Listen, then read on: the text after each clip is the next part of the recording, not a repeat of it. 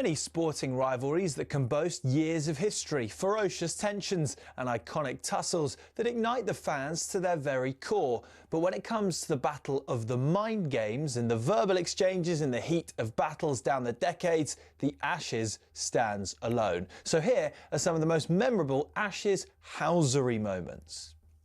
Few figures in Ashes history were despised by the opposition more than Douglas Jardine. He was the granite-jawed architect of the notorious 1932 Bodyline series, which sent shockwaves through the sport that still reverberate nearly a century later. One day, the hurricane met the tornado as Jardine met Yabba. As the name suggests, Yabba, real name Stephen Harold Gascoigne, was a heckler who became so famous that a statue was made of him. When Jardine was on the boundary swatting away some flies, Yabba yelled the immortal line, "Jardine, leave our flies alone. They're the only friends you've got here." Like Jardine before him, Stuart Broad is another figure who had a particular gift for riling the Aussie public, mainly due to his jaw-dropping survival at Trent Bridge in 2013, when he very visibly nicked off to slip and refused to walk. Broad is somewhat the modern housery king. He officially became a sorcerer in 2023 when his random bail swaps twice bought a wicket with the next ball at the Oval. 3 tests earlier, after that Carey Bairstow run-out, Broad made sure he was right in the thick of the pantomime. Wicketkeeper Ian Healy issued one of the great lines towards Nasser Hussain. When Steve Waugh told Ricky Ponting to field right under Hussain's nose, Healy remarked, "That could be anywhere within a 3-mile radius." Poor Nass. But perhaps the most poetic of sledges came from bowler of lightning bolts Dennis Lillee, about the Yorkshireman of Yorkshiremen, Geoffrey Boycott, about whom Lillee wrote this: "He's the only fellow I've met who fell in love with himself at a young age and has remained faithful ever since." Priceless.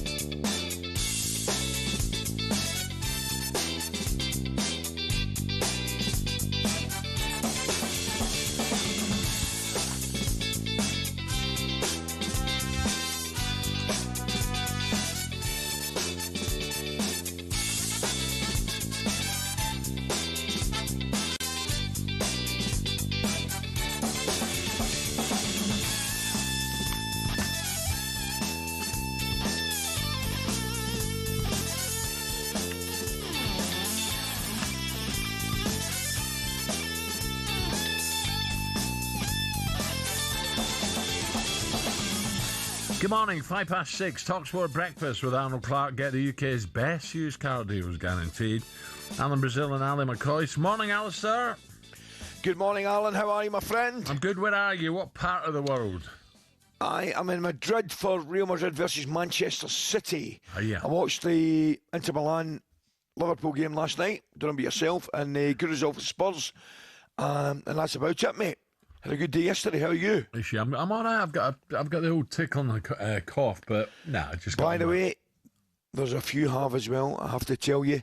I've got a little bit of a tickle my cough myself, and 2 of my 5 boys are out the game with the flu. Yeah, there's a bad one about it, Ali. I've not got that, but this it's real deep cough as well.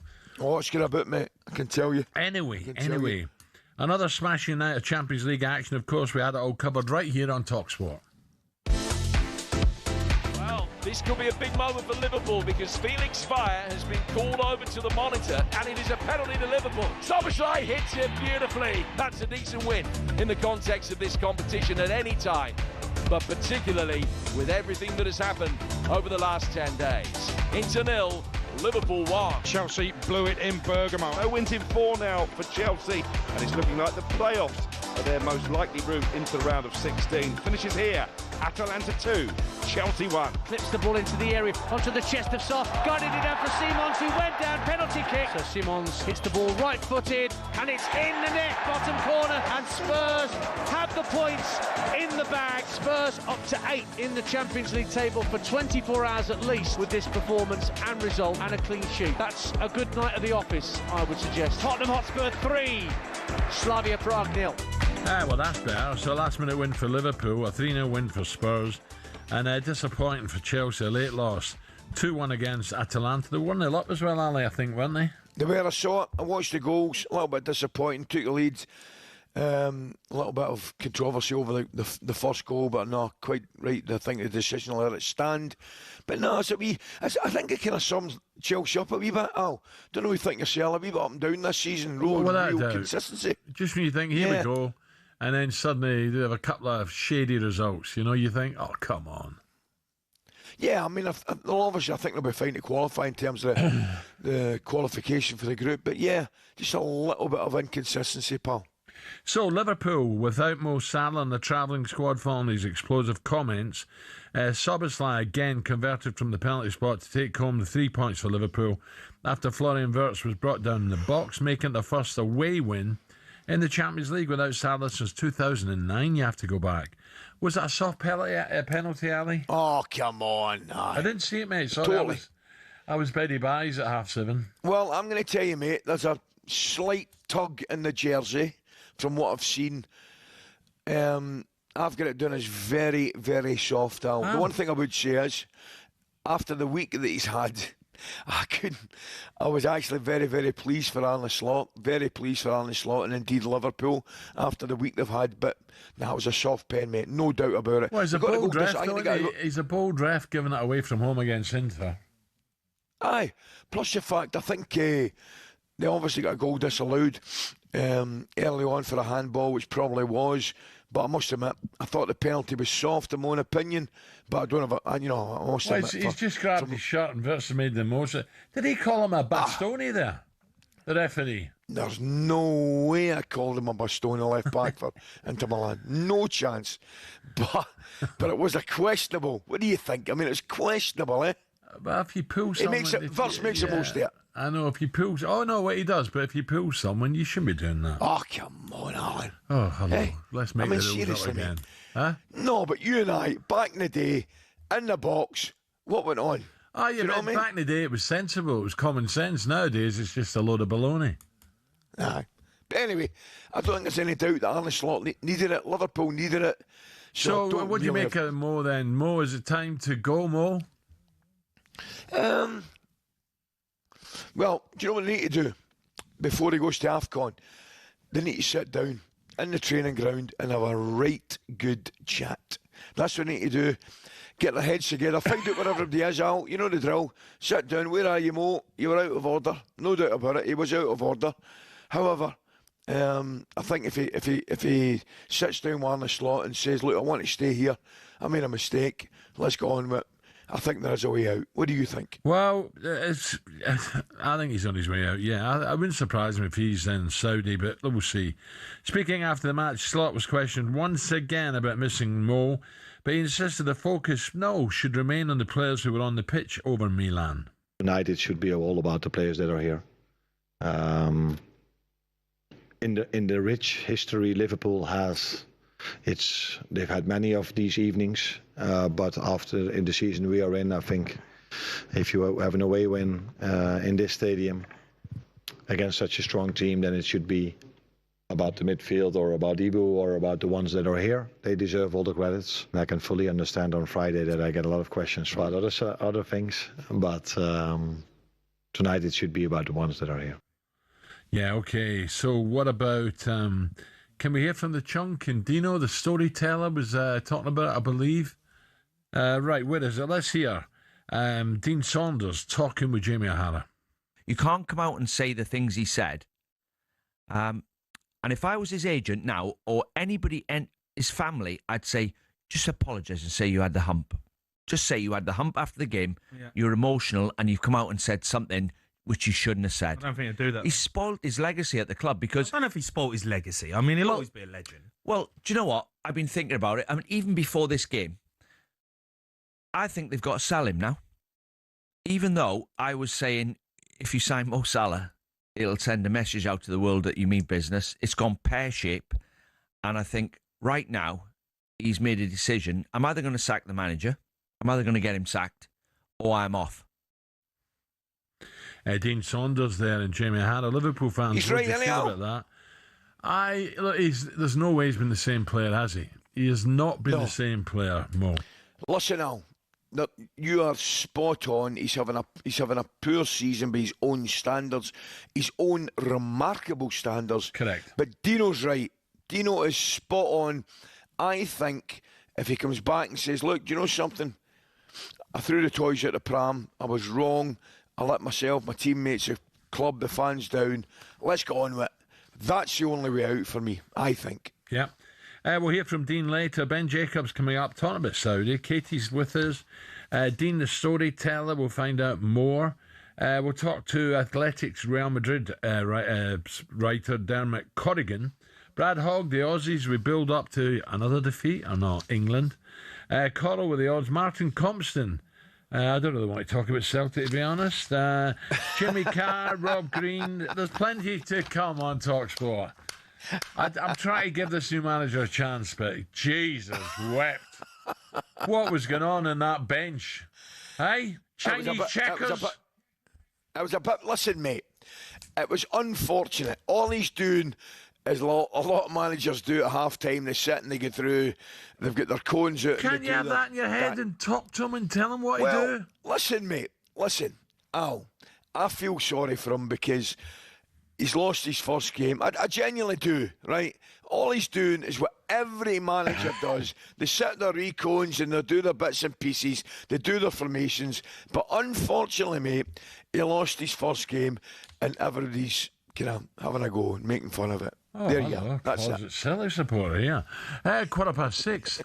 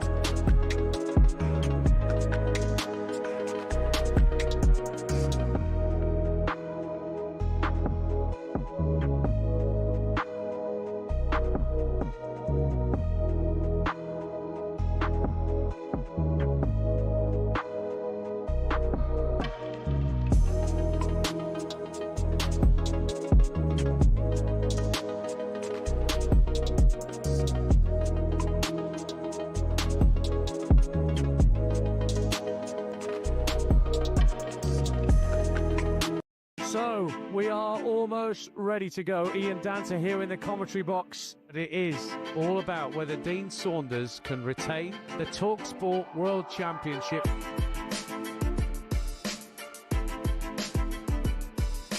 To win the leg. She's got it! Gets it! Double nine! He refuses the handshake.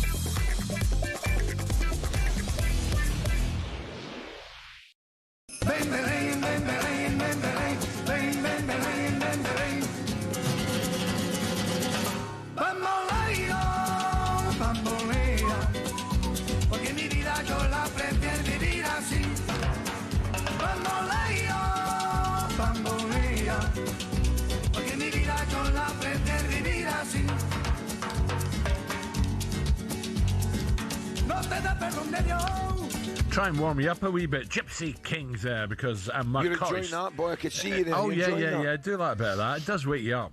It's out in Madrid. Ali's in Madrid ahead of Real, taking on City live in talkSPORT. Should be a cracker. Ali, how was your night last night? Very good. Al, I need to say to you, a wonderful day, to tell you the truth, mate. Yes, there was a lot of tapas going on, mate. I can't lie to you, there was a wee glass of Rioja as well. But I sat down, I was just saying to the boys here, decking the boys, we sat down at, I think about 4 o'clock. I had an hour with Stephen Gerrard, a wee interview with Stephen. Yeah. Which was brilliant. Very, very good. We sat down, the back crack. And then we did a wee show. Talked about everything. Talked about Liverpool, talked about Villa, talked about Saudi, talked about, Rangers, obviously. Talked about what he wants to do in the future. So we had a brilliant chat. And then after that, we did a wee sit down for one of the programmes where Stephen McManaman, Julian Leska on just what's happening with Liverpool, Mo Salah. What did he say? Can you give us any idea what he said about Mo and what he felt? Of course I can. Well, I'll tell you right now, both of them, him and Steve McManaman, both thought Mo's comments were disappointing, but at the same time, they were hopeful that there could be a resolution, which I get totally. What all they want from Liverpool fans' point of view, and clearly both of them are Liverpool fans, all they want to do is the manager to sit down with Mo, and whether it's Big Virgil, the captain, and get it sorted out. Iron it out. You know what it's like, Al? Oh, you need to sit down and have a conversation and see where you are. Why did you say the things you said, Mo? What do you want to do, Mo? Do you want to stay at the club? Do you want to, knuckle down and, just have whether you threw the toys at the pram or whatever you said, let everybody know why you said it, but a bit of clarity in the situation and move on. And that's what both Stephen said, and I get it, and I agree with him. What do you think? I'm running out of time, so I'm going to ask you the next question before I forget. How did you get on with Donald? And is that Fantino? What's his name? The FIFA president? Are you getting the Peace Prize for the quelling of riots between Bridgeton Cross and Gallagher? Was there any talk of that? You know, that's the only people north of Carlisle get that joke, by the way, don't you? We've got enough Scottish listeners to get that one. Right, Katie's with us. Katie, morning. Back page Katie review Morland. on talkSPORT with Tesco Mobile for Business. Are you self-employed? Get business phone bills for up to 40% less than the big mobile networks. For terms and verification, visit tescomobile.com/business. Katie, does Ali sound like Sean Dyche this morning? I've got so many Little bit emails. I've husky. just looked at my run order. Sean's not on. They said, no, he is. He's in Madrid. Katie, go easy on me now. Yeah, well, it looks lovely where you are. I'm very jealous that you're in Madrid. What a game that's going to be tonight. Fantastic. Yeah, it looks like he's in a sauna or something with that backdrop exactly. of the wood. Anyway, so back pages this morning, we touched a lot on it, and unsurprisingly, a lot of this is about Liverpool and Mo Salah. The headlines saying in The Guardian, no Salah, no problem. We've got no Mo, so what? As in Dominic Szoboszlai getting the goal for Liverpool on the back page of The Sun. Let off as Szoboszlai spot on as Red scrape with the win without Mo Salah, and also this one in the back page saying of the Mirror saying that feels a slot better. Also stories regarding Arsenal, which we'll get onto in a minute, regarding a few absentees for their game away to Club Brugge tonight in the Champions League. On the back page of The Guardian, they've also gone with Mark Wood to miss the rest of the Ashes in a fresh blow for England, which is a real blow. He's going to miss it because of a knee problem. And then I want to start with Chelsea, as we've gone over Liverpool and Mo Salah a lot at the top of the show. Smack in the face on the back page of The Sun. Chelsea losing to Atalanta last night 2-1. I suppose questions to you guys is, 1 minute we're talking about Chelsea being title contenders. They've not won in their last 4. They did beat Barcelona, but since they've had to hit a tricky spell. Chelsea at the back, me. No? Katie, I think there's a big weak link there. I think midfield and going forward with pace and movement's brilliant. It worries me when they play the better teams at the back. It's only my opinion. I think you've just found out in the last 3 or 4 games why they're not really title contenders, to tell you the truth. What's that down to? Do you think that's down to consistency? I was going to say lack of consistency, but is that due to the lack of experience in this young Chelsea squad? I'm not sure, Katie. We keep saying it's a young team and they'll get better and all that kind of stuff, and they will. I take that to a certain degree, but the fact of the matter is, some brilliant results and good performances, and I include the Arsenal one in that. Man sent off, but they still played very, very well. Brilliant result at home to Barcelona, but if you're going to win a title, right, which they obviously have dreams of doing, you've got to have a level of consistency, and they do not have it at this moment in time. Alan, what do you make of the job that Maresca's done? Because he won the Conference League last season, got them top 4. So what would constitute success this season? I think he's got the squad and the depth of squad and quality that he's got to be pushing for top 3. He has to, and minimum quarter-final Champions League, minimum. Cup run's always great for the fans, isn't it? Top FA Cup. But in Europe, there's no doubt about it, Chelsea should be right up there, mixing it with the best. I don't disagree with you, mate. I think I look at the players, and certainly, I don't know what you think yourself. I don't see, when I look at Chelsea, I look at a team that are more than capable of beating MD on their day in a one-off situation. So in that respect, you're thinking they might be a cup team, but the fact of the matter is you go to Leeds United and get turned over after some good performances. I just don't see that level of consistency in them for the league. Katie, just a quick one. Villa Arsenal, how did you see that game? No, because it's a big game, wasn't it? Yes, it was. Villa were fantastic. How did you see it? That being a gunner. I was watching it while I was at Ipswich. Yes, Bridgeport Road. Yes, they beat Coventry 3-0. Ipswich are on the march. Yeah. But so are Southampton, so are Millwall. Yeah, Millwall up to 3rd. Yes, play Derby tonight. But Portman Road was absolutely bouncing. But yeah, before the game, I was watching that, and you just felt as though Aston Villa were knocking on the door towards the latter stages of the game. So it was a matter of time. Arsenal not at their very best, and now it's very hard to be on breakfast with Gabby Bonahor, who was smiling at me throughout the whole show like a Cheshire cat. Yeah. But Katie, do you know something? Yeah, go on. Do you know something, Katie? I was at the game, and I need to tell you, I thought it was a brilliant game of football. I thought the quality was absolutely top class. I really did. I thought it was top class.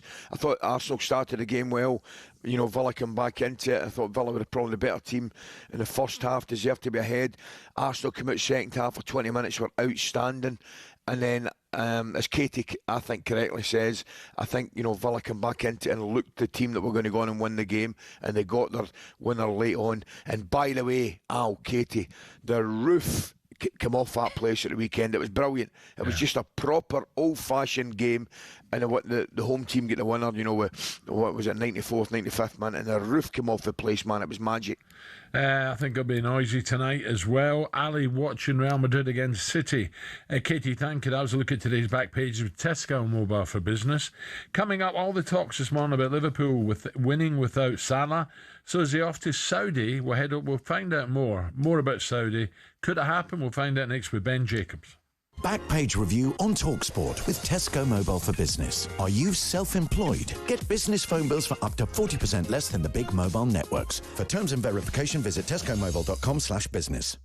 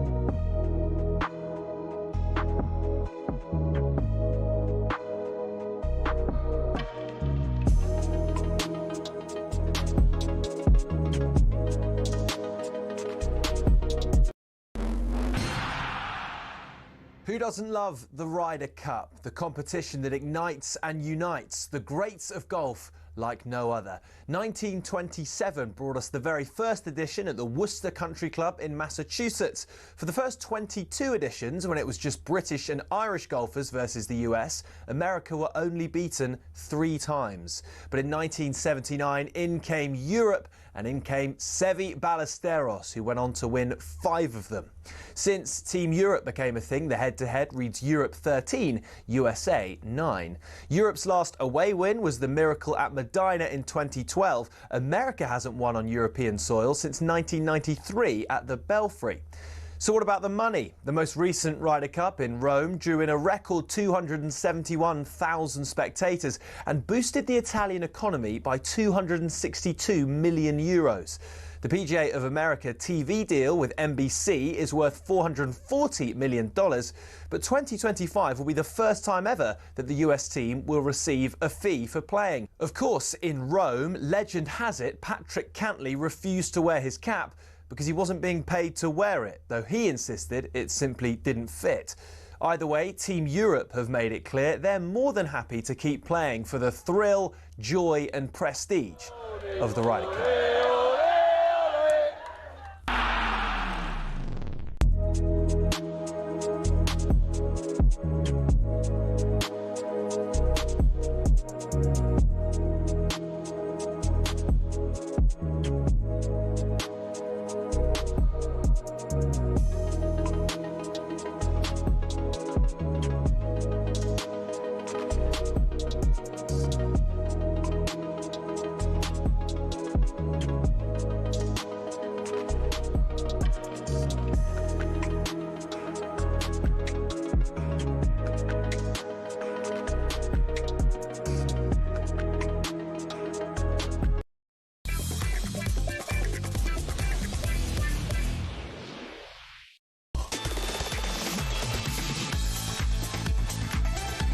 6:33 on talkSPORT, the Sports Breakfast. Welcome with Arnold Clark app. Everything for your car, all in one place. Download today. Super Ali's with me live from Madrid. We're going to talk Formula One. Ali, you there still? Yes, I'm here. Don't worry about that, Ali, mate. I'm here for the duration. Well, one thing I would say, we just touched briefly on Celtic there. Hearts' game plan was great. Oh, listen, Hearts have been terrific, Alan. And a lot of people don't think they'd won in 4, and a lot of people, understandably, were saying, you know, inverted commas, the bubble had burst and all that kind of stuff. Hearts are good, man. They're very, very good. They lost their opening, the first game, I beg your pardon, of the season up at Aberdeen, and you and I both watched the game, mate. And beg your pardon, Hearts played well and had chances to score. Probably, you know, could have scored. And then they drew a couple of games. I think United was one of the games. But I watched the game against Celtic. You and I watched it. We were exchanging texts, which we will save from the viewers and listeners, I beg your pardon. But no. Hearts are a good side, mate. 2 good centre-halves. Solid. The boy Braga up front. Different class. They've got a lot going for them just now, Hearts. Whether they can keep it going, time will tell, Al. But I certainly hope so in terms of the league. I really do. Right, Formula One is a new world champion. Lando Norris' third place finish in Abu Dhabi on Sunday. Enough for the McLaren driver to pit Max. Oscar Piastri finishing third in the standings. McLaren team principal Zach Brown was in the studio yesterday, was asked how he keeps both Lando and Oscar happy. Keep them happy by treating them equally, fairly, equitably, great communications. But they have days that they're not happy, but that's sport, right? You know, there's days, you know, every team's not happy. They don't feel the team played well. Their teammates didn't play well. They didn't play well. The manager made the wrong decision on the sideline. So they're no different, but their happiness is great, and their collaboration between the two of them is awesome. Yeah, Zach Brown there, of course, happy man. By the way, he's perfect to head up McLaren, I think. Great PR man, always available, even in the middle of the race when the pressure's on, he'll still say a few words. So well done, Zach. Congratulations. Brilliant Norris, wasn't it? I must admit, Al, I thought there was... it made the whole thing rather interesting the week before, shall we say, where I think they made 1 or 2 mistakes, but... You know, obviously the position of the race, Verstappen did brilliant as you'd expect him to do, keeping the pressure on Norris. But I think the way the race was run, I don't think it was in jeopardy, really, to be brutally honest with you. But no, a great season. I enjoyed it. Yeah, Red Bull just had a little period where they were very disappointing, problems with the car. Yeah. Had it not been for that, Max would be world champ again. But it's nice to get a new one. Right, time to discuss Mo's future. talkSPORT understands multiple Saudi clubs have the Liverpool legend on the radar. Salah's hinted he'll say his goodbyes when the Reds host Brighton at Anfield on Saturday. Will he come back? Well, this AFCON, when he goes, will he come back? We'll have to wait and see. Join us now for more. talkSPORT Saudi expert, correspondent Ben Jacobs. Morning, Ben. Good morning, Ben. Good morning from Riyadh, where I'm actually attending a football conference, and Salah is all the talk. I bet he is. I'll bet you. Who is favourites here, Ben, to land Mo if he decides to move to Saudi? Well, I still think we could maybe say that Liverpool are favourites to keep Mo Salah because they want him to see out his contract. But if he leaves, Al Hilal are widely considered the front runners. They're based here in Riyadh. They tried to sign Mo Salah ahead of the Club World Cup. But there's 2 other teams that I'm told are monitoring the situation, specifically from within Saudi. One is Al Qadsiya, and that's a very interesting suitor because they're owned by the Saudi oil giant Aramco and can basically spend their own money. So they're not reliant on any Ministry of Sport funding. And the other club is Neom Sports Club. Neom is a new super city that will be up and running in time for the Club World Cup. And they've got a lot of backing and investment as well. So usually with the major Saudi deals, the Ministry of Sport and senior central deal makers like Michael Emenalo, the Saudi head of sport, would pick the club and avoid head-to-head competition. But because of the opportunism of various Saudi clubs and the privatization of 1 or 2, which means that they've got their own individual owners, now we're going to see a bit more rivalry. And it wouldn't surprise me if multiple Saudi clubs chase Salah's signature if they genuinely feel that he is going to be available in January. Ben, let me tell you, I've seen some of the futuristic plans, if you like, for this city that you're talking about. It looks absolutely unbelievable. But I want to ask you about Salah, Ben. Tell me, we were all very, very shocked at the... Yeah, I would use the word outburst, actually. I was thinking about, was that too strong? No, but it was an outburst. Now, Mo Salah doesn't do anything unless he thinks about it, right? He's a very intelligent man. He doesn't talk to the press an awful lot. When he talks to the press, he's got something to say. In your opinion, Ben, or have you heard anything, was this outburst... clearly, I don't think it was justified and I don't think it was right. But do you think it was done with an ulterior motive as to say, OK, I've not started the season well. I do fancy a bit of Saudi.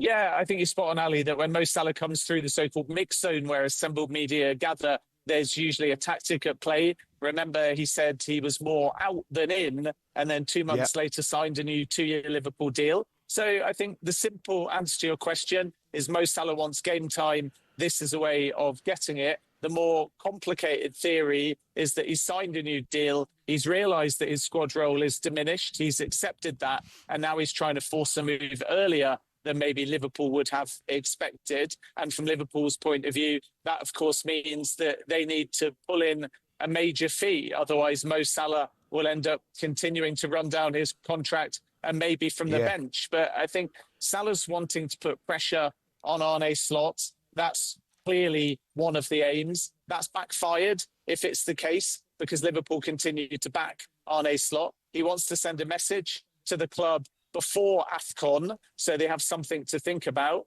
And of course, he's timed it just before the January window opens to give himself a potential out as well. So Salah's kind of having his cake and eating it because he's forcing Liverpool to start a conversation with him to get more minutes and continue his high standing in the squad. And if he doesn't get that, what I think is primary aim, to play more for Liverpool, then he forces the agenda and alerts the Saudi market. And don't forget MLS as well, because San Diego and Chicago Fire could be there too. He's very clever, Ben, but he's let himself down though, is he not? Yeah, I think he has thrown Liverpool under the bus, to use his own words. So if Mo Salah's perspective is Liverpool have thrown him under the bus, and of course we have to respect that. He's entitled to it. He's a Liverpool legend. We have to keep underlining that because he's contributed so much to the club. But it works both ways. And by Salah speaking so publicly and explosively, he has also put the club in a very difficult position as well. And he would have known that before he said his words. So I don't think Ali, he's necessarily, in his eyes anyway, let himself down, because this was very intentional. He knew what the after effect would be, but I think Liverpool will clearly be disappointed. But what makes it so complicated is Liverpool will simultaneously be disappointed and want Mo Salah back at his best and contributing if at all possible. And to do that, they may have to clear the air before AFCON. Ben, one last one. Ivan Toney back in training, but a bit of a problem, I think, in London, wasn't it? Reportedly arrested in central London. What's the latest?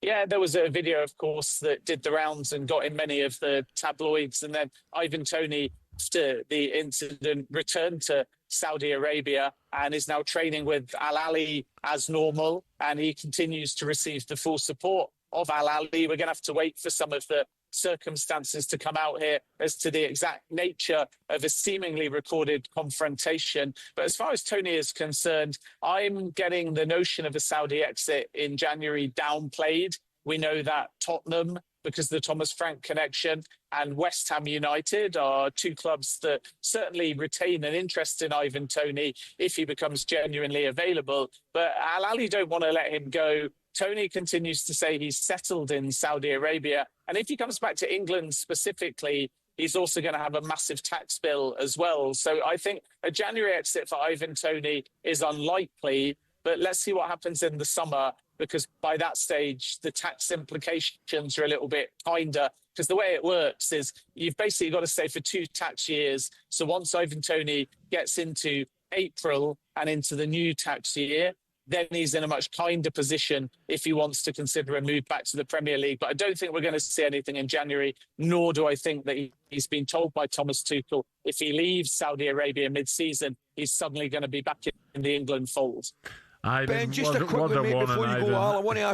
I want to ask Ben just a quick one before he goes, mate. Kind of off-piste a little bit. Ben, I'm guessing that's the same reason that you spend a lot of your time in Riyadh, Saudi, mate, obviously for tax. Trust me, they can't afford me either way. Tax, no tax. But yeah, I like to come over here. Ben, I don't care if your name. I don't care if your middle name's Houdini. She'll have it off you. Right, still to come. Superstar Breakfast preview on talkSPORT with Travis Perkins. Download the new improved app to easily manage your accounts and quotes.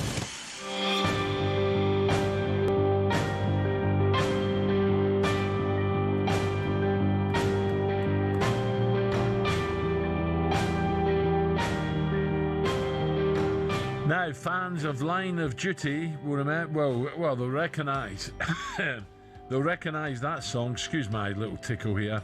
Looking forward to talking to Martin Compston. He'll be disappointed with Celtic's first game, but a busy boy at the moment. He's coming next. 6:43. Superstar Breakfast preview on talkSPORT with Travis Perkins. Get free next day track delivery. Head to travisperkins.co.uk or download the app.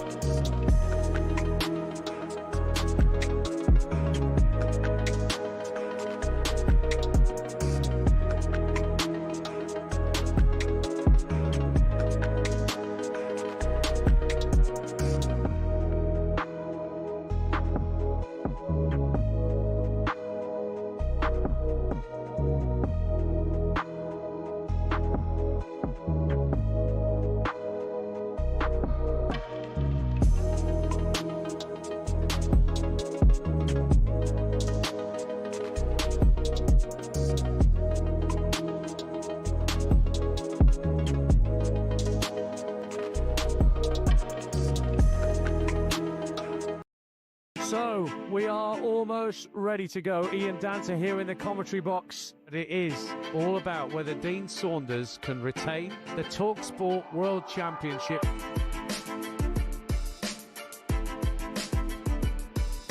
To win the leg. She's got it! Gets it! Double nine! He refuses the handshake.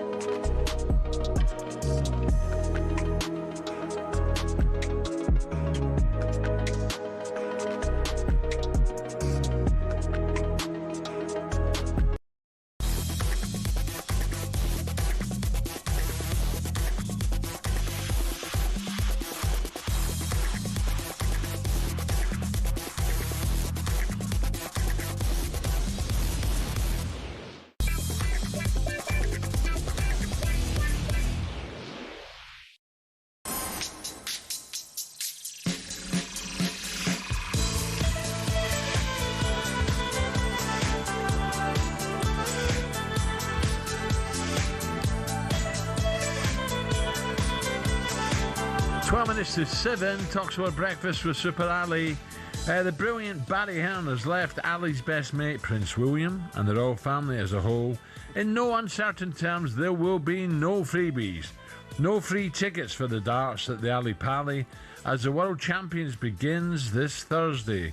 Ali, can you see Will's at table, a Mick Jagger, Yes. singing Chase the Sangria, Sun? whatever you want to call it. And you're like, yes, absolutely. There is no doubt the Prince would not look out of place sitting there with his mates having a couple of large ones. There's no doubt about it, by the way. Listen, I meant to say to you, do you know anything about, have you heard about the wee 15-year-old Scottish boy? Go on. Mitchell Laurie. Oh, yeah. He's made Oh, by the way, I'm telling you right now, he's going places. He is absolutely going places. I would go as far to say, obviously, Luke Littler inspired. He's the next one. He is. Not that we're ready for another one because Luke's still a young man. But I tell you right now, he is going to be Where's the he future from? of darts as well. Renfrew, I think. I think he's a Renfrewshire boy, just not far from me, yeah. So it's brilliant. 15 years of age, and he is flying, mate. Brilliant. Scottish number one? Yes, he's. I mean, he's already. I think he got beat. He actually lost a world title game against one of the Dutch boys, but and he's obviously the world champion youth player as well. So no, going places, mate. Great to see. Anyway, talkSPORT and Pitch Experience are giving you the chance to experience the event of the year, the PDC World Darts Championship at Ali Pally on the 23rd of December. You and three mates could be living at large with platinum seats, fine dining, a complimentary bar, and exclusive access to the 501 lounge with Russ the Voice Bray. Then it's straight to your prime arena table for the best view in the house. I think Parlour's going. Get ready for an unforgettable... Why don't we go? It's getting up that hill. Get ready for an unforgettable Ali Pally Christmas. Here's how you can enter. For your chance to win, text darts to 83338. That's 83338. No, I'm top of you. Text costs £2 plus your standard network rate. Or call, here we go, here's a number. 0343 42 17508. 0343 42 17508. Lines close 4 p.m, 18th of December. That's when you need to answer your phone if it rings. 18 plus, UK residents only. So for your chance to win, text darts to 83338. That's 83338 now. A talkSPORT, a network promotion. Full T's and C's at talksport.com. Don't forget, live on H&J today, Dean the Storyteller Saunders would be defending his title today in the talkSPORT Darts Championship over near St Catherine's Docks. Like, Katie's back with Katie. What we got? Okay, so we're Katie, going... listen, before you start, Katie, are we having a Christmas day out? Why don't you and I take him to the darts? Oh, yeah, for a let's do Christmas that. day Hey, out? by the way, why is there not a talkSPORT Women's Championship? Yeah, maybe, yeah. Hey? Thought of that? Oh, listen, oh dear me, Ali. Tread Me very mixes carefully one, before Natalie. any further. Oh dear me, Katie, change the subject before my pal gets But into you know, trouble. we should take Alan out for not Christmas, for the shouldn't we, first Ali? time, Katie. Yeah.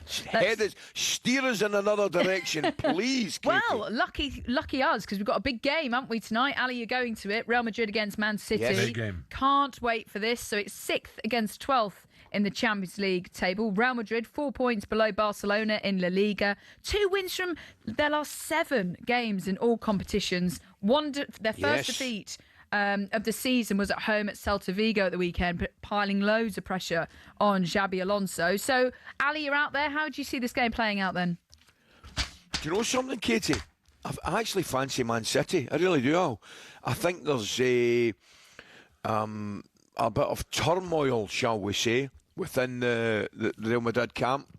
I watched the highlights of the game. They were comfortably beaten. Their discipline completely went.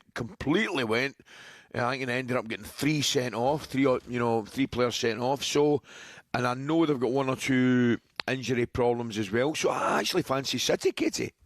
Alan? Again, it's group stages. Pep would have no love for Real Madrid. Ali's right. There is a bit of turmoil there with Alonso.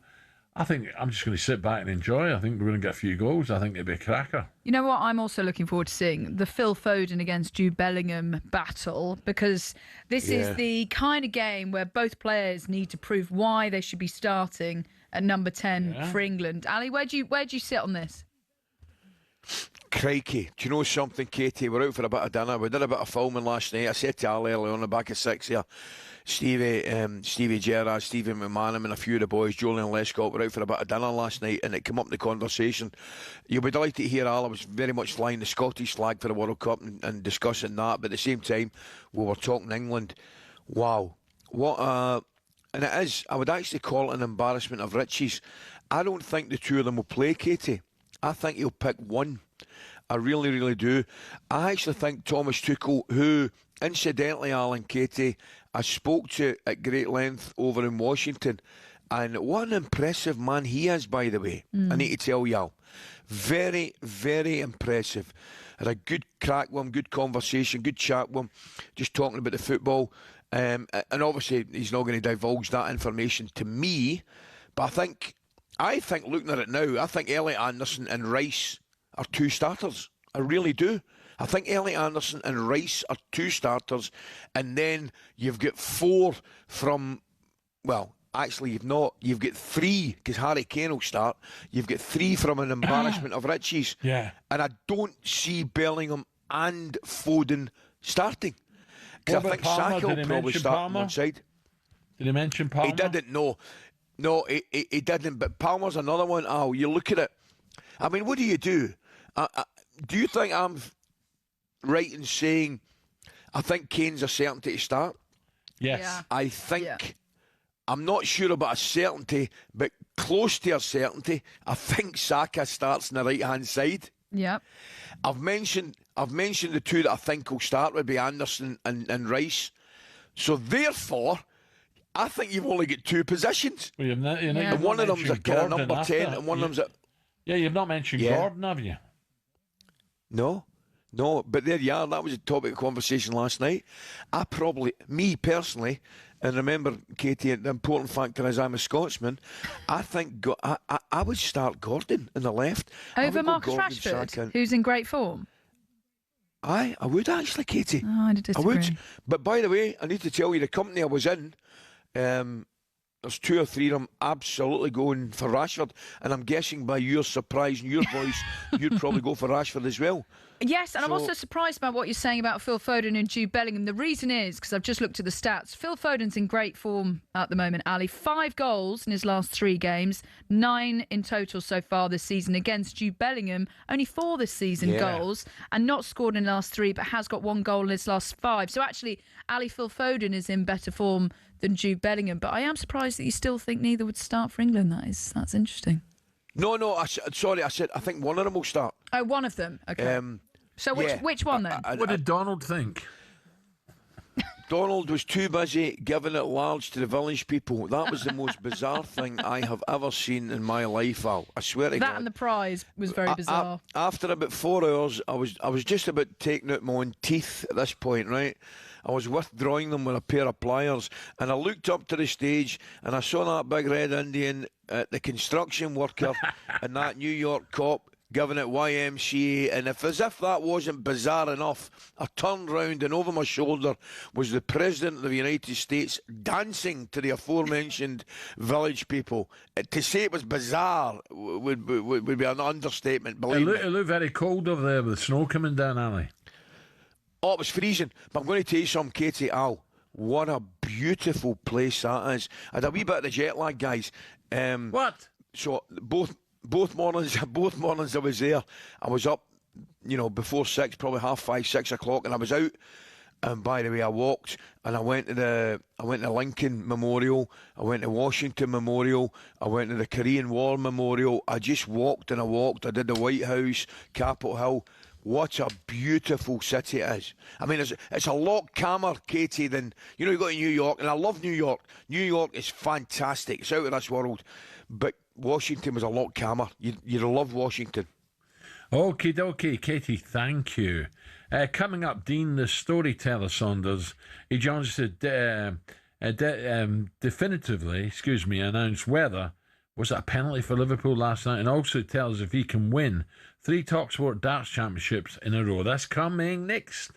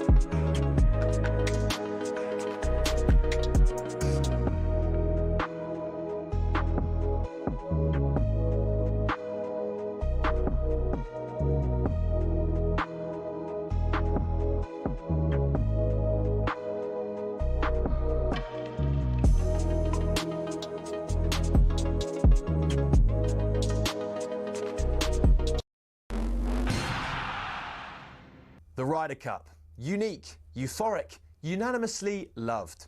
Here's the history and some of the key numbers behind the contest that grips the world of golf and beyond like no other. The first edition was held in 1927, where a Great Britain team arrived by boat to play in Massachusetts at the Worcester Country Club. Originally, the competition comprised of 4 foursomes and 8 singles, with 4 balls not introduced until 1963. In the first 22 editions, when it was just Brits and Irish against the US, America only lost 3. So, in 1979, in came the rest of Europe, including the future 5-time Ryder Cup winner, Seve Ballesteros. Since Team Europe was established, the head-to-head reads Europe 13, USA 9. Home advantage is a big deal. Europe's last away win was the miracle at Medina in 2012, and America hasn't won on European soil since '93 at the Belfry. It's accepted that both teams tailor their home courses to suit their own players. For example, in Paris in 2018, Thomas Bjorn asked for the rough to be kept extra long beyond the green to target the big booming American drives. 10 years earlier, Paul Azinger did the opposite, and the Valhalla rough was trimmed right down. On both occasions, the home side were resounding winners. So what about the money? The most recent Ryder Cup in Rome drew in a record 271,000 spectators and boosted the Italian economy by €262 million. In the US, the PGA America TV deal with NBC is worth $440 million. But no Ryder Cup revenue has ever gone directly to individual players. That's until now. In 2025, for the first time ever, the US team will each receive a fee for playing in New York. Of course, in Rome, legend has it Patrick Cantley refused to wear his cap because he wasn't being paid to wear it, though he insisted it simply didn't fit. Either way, Team Europe have made it clear they're more than happy to keep playing for the sheer thrill, joy and prestige of the Ryder Cup.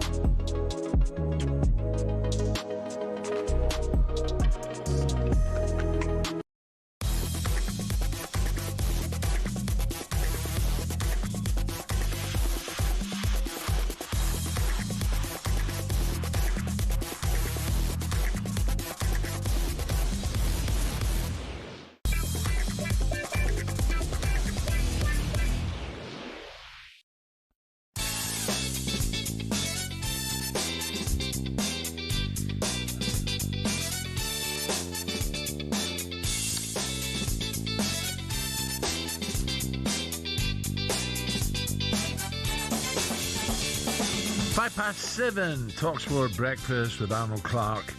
Get the UK's best used car deals guaranteed. Ally McCoist live from Madrid, beautiful Madrid. Now on the way for you this morning, actor Line of Duty star and big Celtic fan Martin Compston will be right here with us in the studio. Talk about his brand new thriller and the new series of Line of Duty. We're on the countdown to the coveted talkSPORT Quick Fit Darts Trophy. We're going to be joined by the voice of darts, Russ Bray, to give us all the predictions for this afternoon's tournament. Ali, give us your best Russ Bray 180. Oh, I can't. Right, I'm telling you right now. Why? My voice, it's not in tune to give you a Russ Bray at this moment in time. You're struggling a wee bit. Could maybe do it about half. No, because it's still early in the morning. My throat's a wee bit tender. So come back to me about 10:15 and I'll give you, okay? Well, hold on a minute. Was that we having something last night? A few liqueurs? Never you mind what I was doing. I will find out. I will find out. A few liqueurs. Oh, I know you will. I don't have any doubt you will find out. You've got spies everywhere, you. Ali, who do you think is one of the few people who has more jobs than you? Probably Jimmy Carr. Jimmy Carr's a busy man because he's going to be with us to tell us about his new feature film venture. Before all that, though, it was all eyes on the San Siro and Liverpool last night as the Reds played their first game since Mo's bombshell comments last weekend, and Ali Slot didn't hold back with the relief that came from picking up the 3 points after a difficult run of results. After the blow we had conceding the 3-3 in extra time against Leeds, where we deserved so much more than to go into this stadium against such a strong Inter Milan team. You couldn't have asked for more if you look at our performance. Again, we hardly gave away a chance. The biggest one they had was, I think, just before half-time, after we had to, again, the players, and me included, and our fans, had to accept a referee decision that could have gone another way as well. But that's the story, that has been the story of our season, as some other things. So great mentality. Arnie Slot there, Ali. That is a big result from him. Look, he leaves Mo out. Every day we pick up the paper, we're reading about it. To go there and get a victory without Mo, could that be the turning point for Arnie? Well, you know something, time will tell, Al, but I don't care what anybody says. Me personally, I'm delighted for Arne Slot as much as anything. Because he's, and I know a lot of non-Liverpool fans won't have a lot of sympathy, but he has had some week, mate. I'll tell you right now, 95th minute goal, whatever it was, Leeds scored against them. The form's been iffy at very, very best. And then all of a sudden, press conference, Mo Salah says what he says. Arne Slot must have been like, what have I done to deserve this? Yeah. So I'm pleased for him. I watched the game last night. I thought they were a better team. I thought they had a lot of possession in the football, and they probably deserved it, although it'll be interesting to hear the storyteller's version of events regarding the penalty. Well, we will do. And Thomas Frank's not turned it around, but he's had a couple of results, hasn't he? Because he was under pressure. Well, he needed him, didn't he? Because they got going over now in the North London derby, didn't they? Let's be honest about that. And then the poor home defeat in the league as well, which wasn't great. But the thing is with Tottenham, Al, you know better than me. I'm loath to say they've turned the corner because you don't know with Tottenham more than most what is round the corner. But certainly a couple of good results recently. Yes, definitely. Yeah. OK, let's speak to former Liverpool striker and the reigning talkSPORT darts champion. A very good morning to Dean, the storyteller, Saunders. Dino. Morning, lads. Dino. How are you, Dean? I'm all right, yeah, I'm good. What part of the world are we, Dean? You look as if you're travelling light again. I'm about 100 yards away in the London Bridge Hotel. Ah, lovely. Because Dino, of the darts, listen, before we go into all matters Liverpool and that controversial penalty, you're my strong favourite to retain your trophy. How's your preparation been? Well, I remember Bobby Gould saying to us, the 5 Ps, proper preparation prevents poor performance. So I've been putting the hours in. Liar. I've been watching Phil Taylor's lessons, actually. And I'm, today, I'm playing Pennant in the first round. Jermaine, he's a bit dangerous. But I think the outside bet... I thought that was a buy. Is that not a buy? No, he's a bit dangerous. But O'Hara has got ability. Obviously, he's got a bad attitude. And he's had that in his football career as well. But he's a talented dart player. Can Cundy talk him out of it? Well, Cundy's favourite, apparently joint favourite with me, with no form, Al. He must be working well at home. He's got no form, and somehow he's 9-4 favourite. Well, he must have a dartboard at home. There's no dartboards down the King's Road.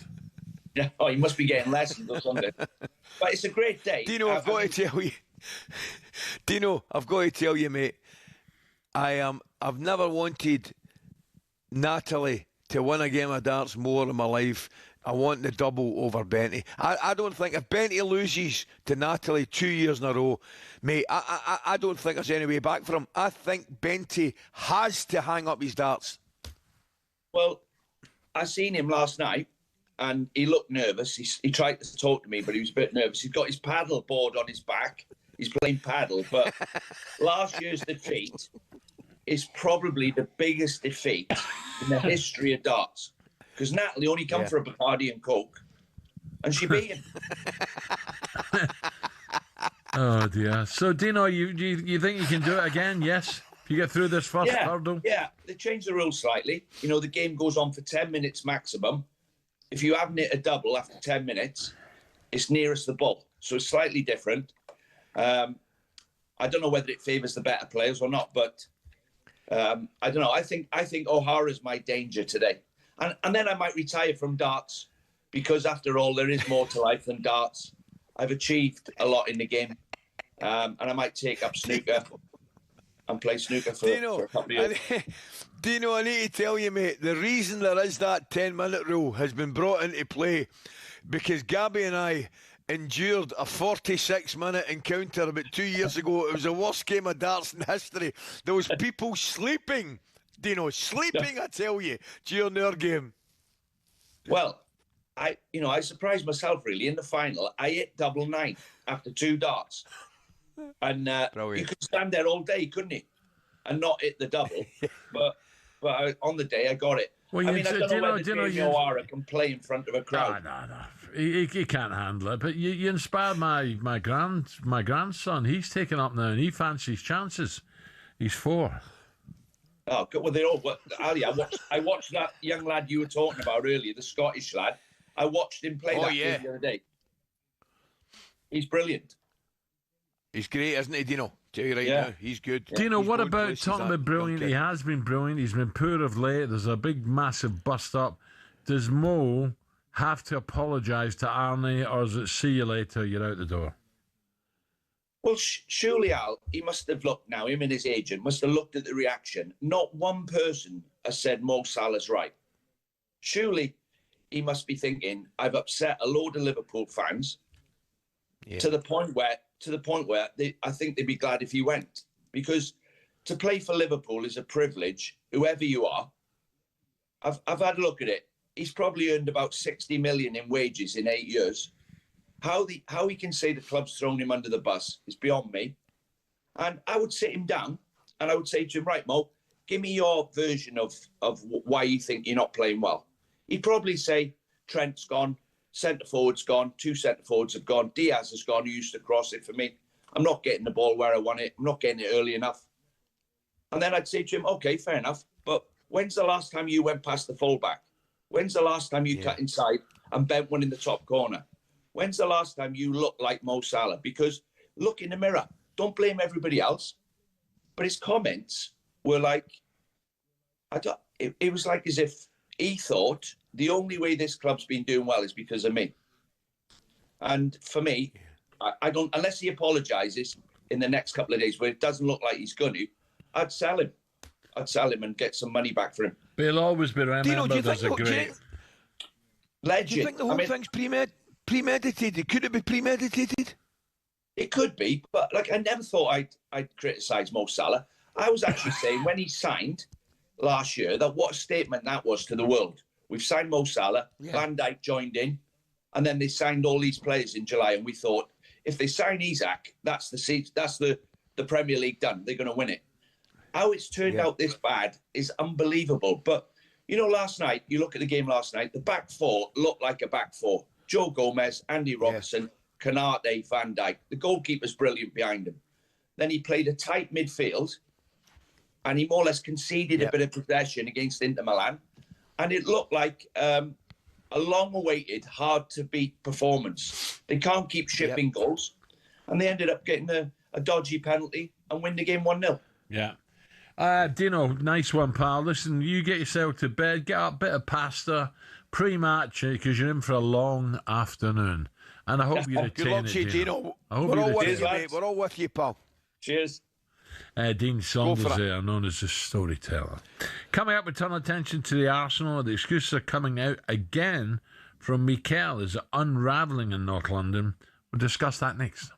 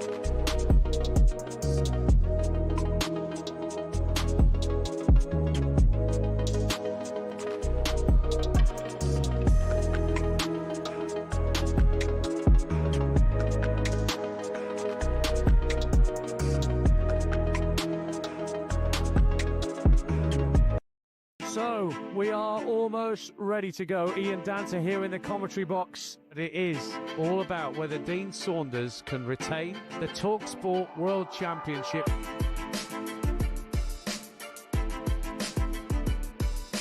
To win the leg. She's got it! Gets it! Double nine! He refuses the handshake.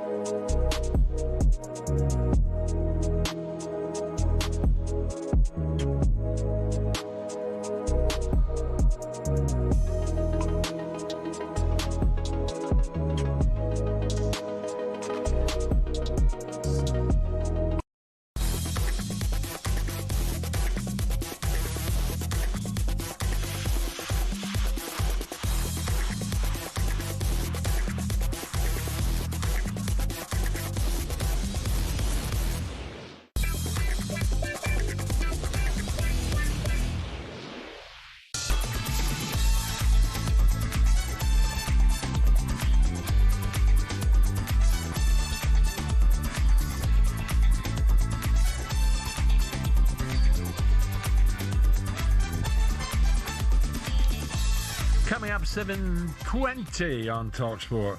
talkSPORT Breakfast with Ali. Chelsea's defeat last night got the sports bar phone lines humming. Despite a blip for Frank Lampard's Coventry drawing at Preston last night, Ollie the Blue said he should replace Enzo Maresca. People say don't go back, but I would have Frank Lampard back. I would have Frank Lampard. I know third time's a charm and all. Look how well he's doing at Coventry. I'd have him back. Frank Lampard? Yeah, he's doing well, isn't Frank he? Lampard. Oh, I know, he's doing a great job at Coventry. I get him. He's been your manager twice. Yeah, but and he's done well. He's learning and learning and learning. He didn't the last one, did he? I know you laugh, but it makes sense. Honestly, with that team, Maresca's not doing enough. Even I'd have some of the players he's got a commentary with him, like. No, this what is. What you on about? What you on about? What you on about? The step up. Look at Sunderland this year. The step up is not as big as people make out. It's the fourth defeat in the last 5 away Champions League games. If they're in the playoffs, it would mean they'd only have one free midweek before the end of March.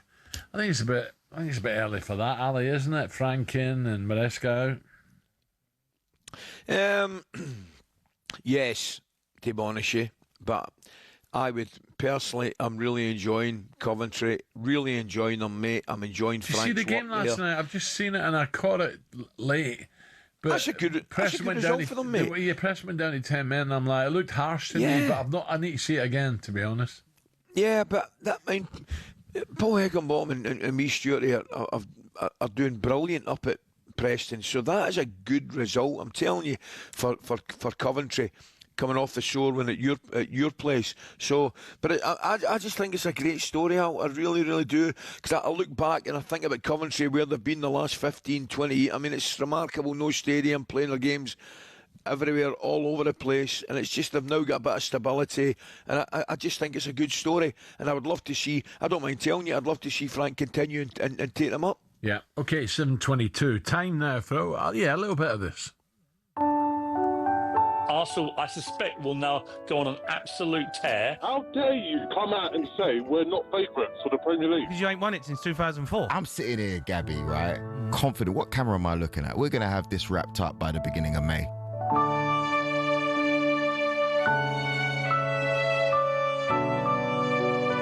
Comes back towards Kamara. There's bodies everywhere. There's limbs everywhere. And it's rifled in by Buendia. Aston Villa. Let's get in there. Just obviously very sad, and I've had enough. Enough. What do you mean you've had enough? Whatever the weather, these streets are our own. Dermot, how are you, mate?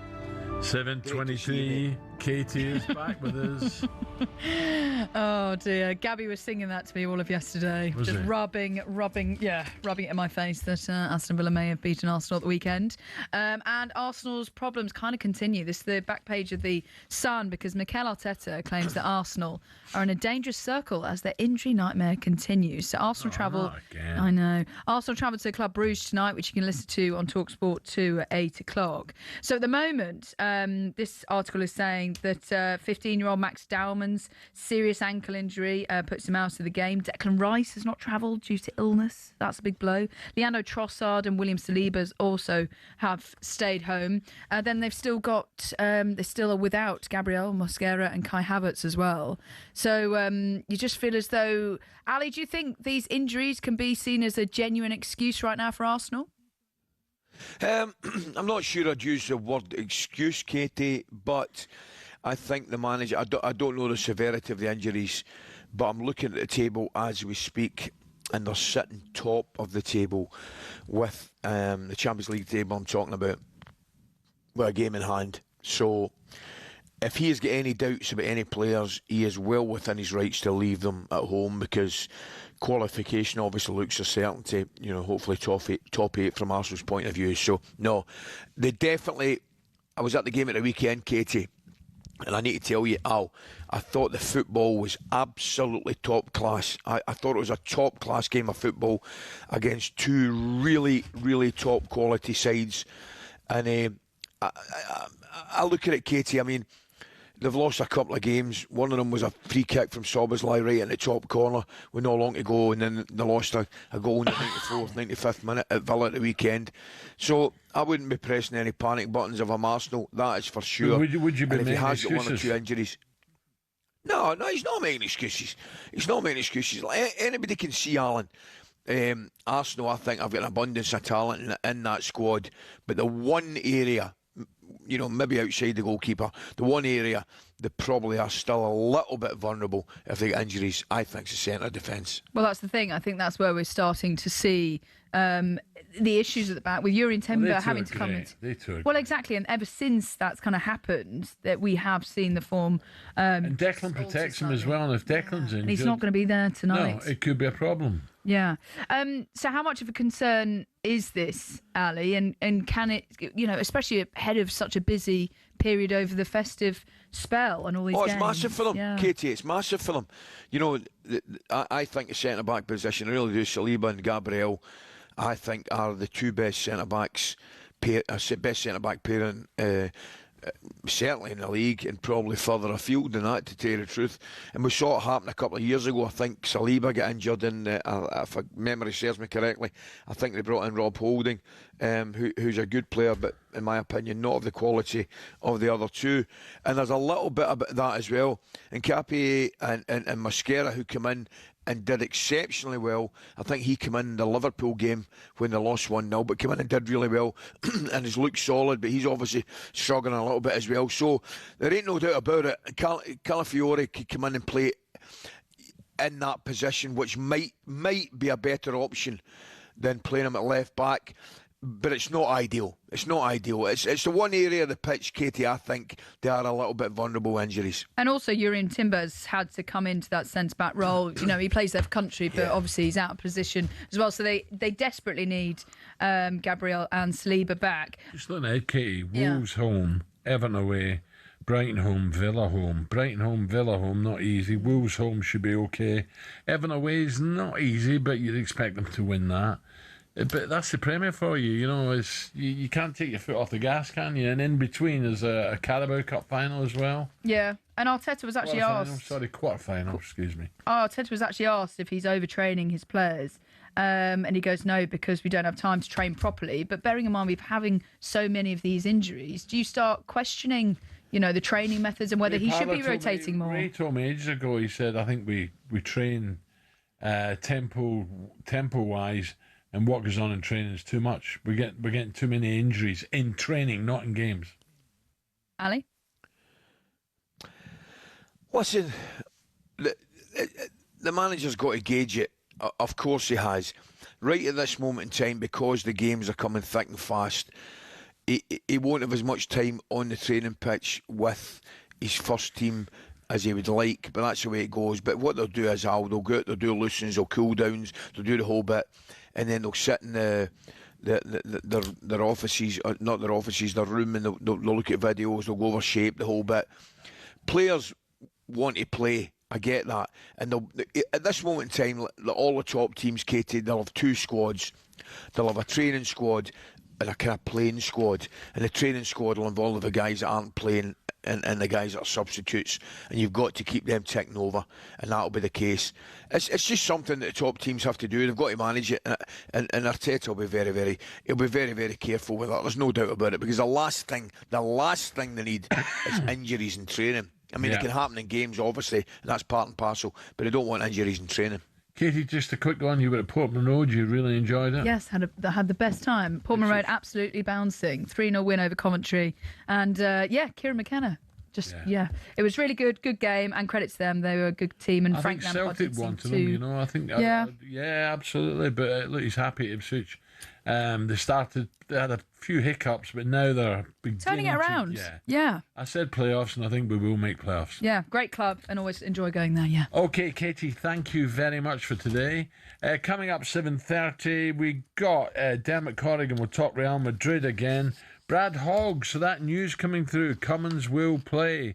Jimmy Carr, Rob Green. Remember Rob from England, Norwich, West Ham keeper. Russ Bray, the voice of Darts. Plenty still to come, and Martin Compston live in the studio. Coming up to 7:30.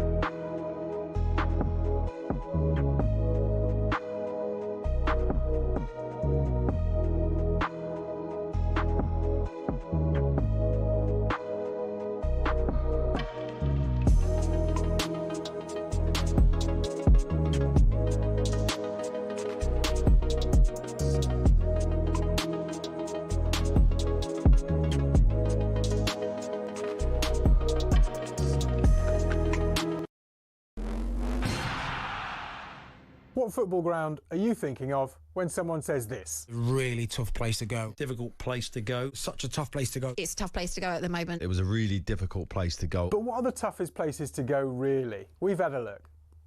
Forget a cold, wet Tuesday night in Stoke. Try a blizzard 220 miles inside the Arctic Circle. When Chelsea lost at Tromsø in Norway in the Cup Winners' Cup, a massive snowstorm hit at half-time. These two boys and their brooms were absolutely no match for it. We're staying in Scandinavia for Scotland's toughest away day on the side of a cliff in the Faroe Islands in Euro 2000 qualifying. The pitch at Toftir was like a cow field, never mind those gale force winds. The Faroe Islands part-timers equalised in stoppage time. Cue Scandi scenes. But away trips don't come tougher than playing Bolivia at altitude in La Paz. Or so we thought. The Bolivians have now taken home advantage to another level, literally 500 metres further up the Andes to the country's highest city, El Alto, 4,100 metres above sea level. Meanwhile, the loudest stadium in world football officially is the Ali Sami Yen, where Galatasaray fans set a world record of 131 decibels. That's louder than Motorhead. But our most intimidating away day is in Wales. Prison team HMP Prescoed was briefly kicked out the Gwent League over concerns about young opposition having to go in there. Now that's a tough place to go.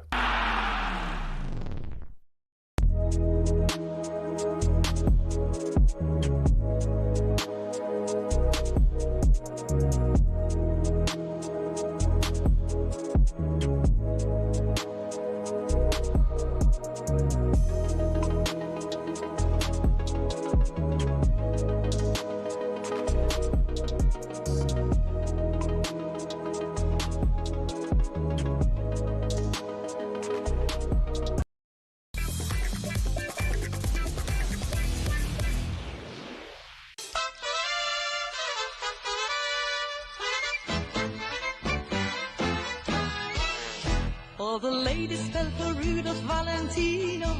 He had a vino back in those balmy days. He knew every time you meet an icy creature, you've got to teach her hot-blooded Latin ways. But even Rudy would have felt the strain of making smooth advances in the rain. All this year I'm off to sunny Spain. El Viva España. I'm taking the Costa Brava. talkSPORT breakfast with me, Brazil. Alan McCoist out in beautiful Madrid. And the Arnold Clark app, everything for your car, all in one place. Download today. Ali, if you look out the window, how's the weather?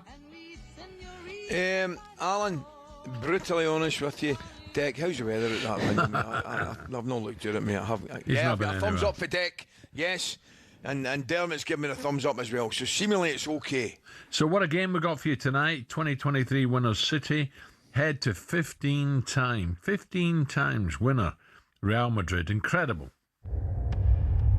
It has become a rivalry that has defined the European stage over the last half a decade. Normal to play in the same rival all the time. Long ball over the top, looking for Mbappe. Lobs it over the keeper. Oh, what a start! Bellingham! Oh my God! 3-2 Real Madrid. I think absolutely City can score.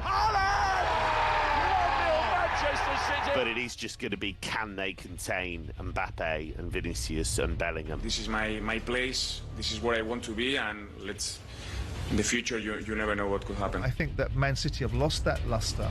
They've lost that image of being unbeatable and unplayable against. Manchester City 0, Bayer Leverkusen 2. Not the night that City were expecting here at the Etihad Stadium. There are few clubs in Europe that, for the history, for everything, always it doesn't matter where. The draw is the draw, and accept the challenge. Yeah, Xabi Alonso under a bit of pressure, only 7 months into his Madrid tenure. With the Spanish Giants 4 points adrift of La Liga leaders Barca, but performing pretty well in Europe though. Sitting 6th in the Champions League table, however, reports coming into suggest he could be sacked if they lose tonight. Ahead of the game, Manchester City manager Pep Guardiola was asked whether he empathises with Xabi Alonso. Of course I had sympathy because it was, we were together 1 year and a half, 2 years. It was an incredible experience. Being with him, not just as a manager, so we share many things, families as well. So Barcelona and Madrid are the toughest opponents, the toughest clubs, I would say, to be a manager. the more difficult one for the pressure, for environment. So last season I've done last season. I have been sacked 6 months before end of the season. So it's a difficult place, but he knows it. He have been here. He knows the reality. It's a question of, winning games. I know they have a lot of absence. I know what happened when you want to build something. Like many players are injured. It happened ourselves last season. So, but of course he's capable to do it. Would require that position, being manager for Madrid. Pep looking much more relaxed for me. He looks calm, cool, looking forward to the game. John and Ali now live from his Madrid studios, Athletics. Real Madrid writer Dermot Corrigan. Dermot, a very good morning. Hey, Alan, how's it going? Very good, Dermot. Dermot, is there a chance that if Real Madrid do lose tonight, that Xavi could be on his way? Adios, gone? There really is. Yeah, it sounds crazy because he's only 6 months into the job, but they were awful at the weekend, losing at home to Celta Vigo. There's problems in the dressing room. Some of the biggest players at Madrid are not too happy with the type of changes that Alonso has tried to bring into the club. They have dropped behind Barcelona in La Liga. They've only won one of their last 5 games, and that's just not really acceptable at Real Madrid. Florentino Perez is the boss here. He held a meeting with some of his closest advisors after the game at the weekend. They didn't want to act too quickly. They knew that City was coming up, but it's a huge game tonight. It's still unlikely, but an embarrassment tonight for Real Madrid, an embarrassment for Florentino Perez could be really, really difficult for Xabi Alonso. What do you think the problem is, Dem? I'm looking at him and I watched the highlights of the game at the weekend there, and the one disturbing thing for me was the ill discipline, mate. I'm looking at ill discipline. You can all lose, everybody can lose games of football, but the ill discipline looked a concern. And is that something you think it's manifesting in the dressing room? Yeah, for sure. Like Alonso came in last season. Madrid weren't great last year at all under Carlo Ancelotti. Yeah. It was kind of a real end of an era kind of feel around it. Alonso came in and he had the permission from the top of the club to shake things up a bit, to add a bit more discipline, to bring more tactical rigour into the team, to get them to play a different type of way.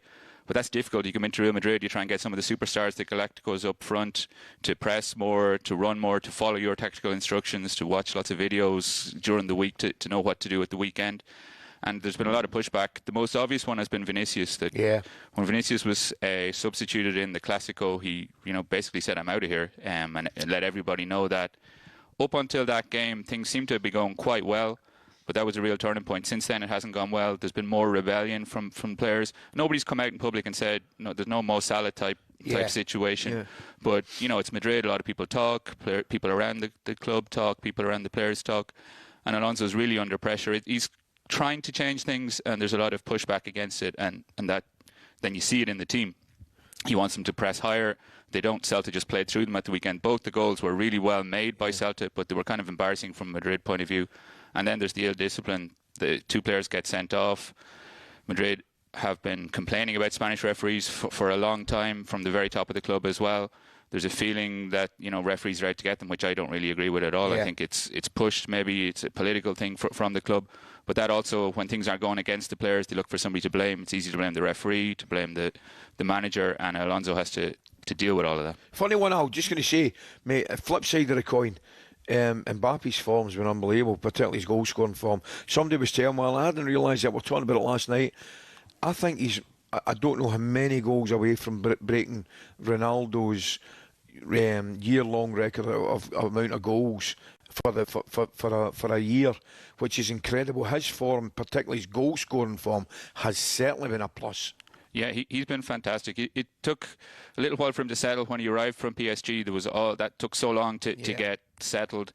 Then he came in here to new country, new league, all of that last season. And Madrid weren't playing great last season anyway, so it took him about 6 months. But from about January last year, he's been scoring a lot of goals, and that's that year-long record that he has. I think it's 5 goals he's to score, and Madrid have 6 games left. It's amazing, which is fantastic. Absolutely amazing. Yeah. While the team aren't playing great as well. The kind of problem with that, from Madrid's point of view, is that if he's scoring all the goals, getting all the headlines, then Vinicius has to play secondary role in the team. Bellingham doesn't get as much protagonism. And at Madrid, those type of things about egos and superstars and everything have to come into it.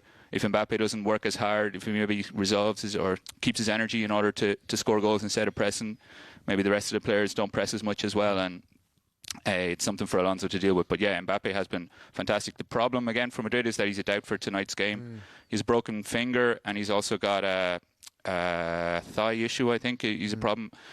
I assume that he's going to play because of the situation, because of everything that's involved around the game, but he might not be at 100%. Damn it, just one last one from me. Is this unusual for Real Madrid, a players' revolt, if there is one, or is this the first time it's happened for a while? No, it's par for the course, really. It's like there's two type of managers that have come into Real Madrid. There's the guys who are closer to the dressing room. There's a Carlo Ancelotti type of manager, or going back a bit, Vicente Del Bosque, who are close to the players, who give the players a little bit of leeway, give them the responsibility, and then expect them to show professionalism and to be maturity. Then there's the other type who come in and try and control things. You Rafa Benitez, Lopetegui to an extent when he came in, and they don't tend to last that long. Alonso, we thought, because of his experience at the club before, because of he's such a bright guy as well, the feeling was that he would know that and he would not try to be too controlling of the players. But so far he has been quite controlling of them. It's not a huge surprise that they're rebelling. Then it's up to the president of the club, whether he sides with the players or whether he sides with the coach. Yeah. When Vinicius, showed that disrespect, we could say, to Alonso in the Clásico, maybe at other clubs he might have been fined or he might have been dropped from the team. Alonso kind of had to go along with it, had to accept it. Vinicius made an apology, but it was kind of a half an apology, and Alonso wasn't included in it. But since then, he hasn't been subbed off as much as he was before, which maybe has affected Alonso's standing in the dressing room. It's definitely affected his standing amongst the fans, but it came from the top of the club. If the president of the club decides, okay, Vinicius, you can't do that, I'm going to back the manager 100%, maybe it cuts it out. But when he didn't do that, it left everything open, and that's left Alonso in the situation that he's in. Dermot, enjoy the game tonight along with Ali. Thank you very much. Dermot Corrigan, the Athletics Real Madrid writer. Interesting, Vinicius, because it appears can of worms at the moment. Can they bounce back tonight? We shall see. Right, still to come. Superstar Breakfast preview on talkSPORT with Travis Perkins. Doing what matters for the trade. Find your local branch at travisperkins.co.uk. Now we're 45 straight minutes of TV royalty for you after 8:30. Line of Duty style. Martin Compston is with us in the studio, as is comedian and host Jimmy Carr. We'll also ask former West Ham keeper Rob Green where the relegation beckons. Next, though, are Australia set to win the Ashes 5-0? Putting that question to former Aussie star Brad Hogg next. That was a look ahead, all thanks to the brilliant Travis Perkins on talkSPORT. Superstar Breakfast preview on talkSPORT with Travis Perkins. Bricks on bricks on bricks. Over 40 million available to order with delivery to site. That's one less thing to worry about.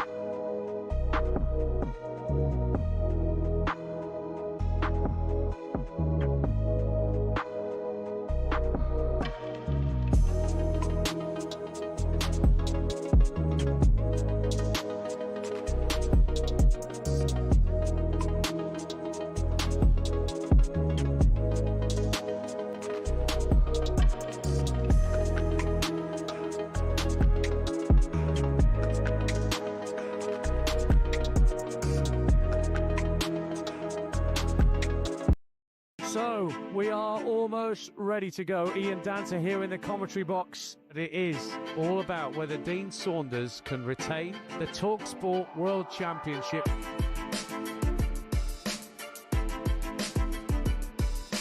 To win the leg. She's got it! Gets it! Double nine! He refuses the handshake.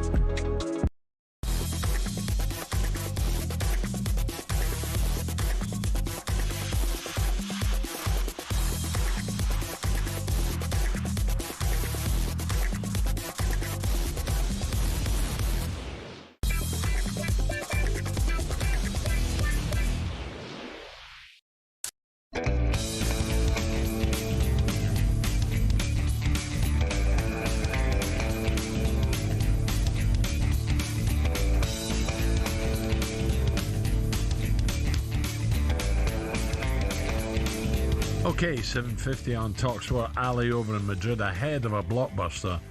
Real Madrid against Manchester City. Now, what do we know this Wednesday? Arne Slot, he hints at peace talks with Salah, but suggests it only happened if Liverpool star does two things after outburst. More on that from 8 a.m.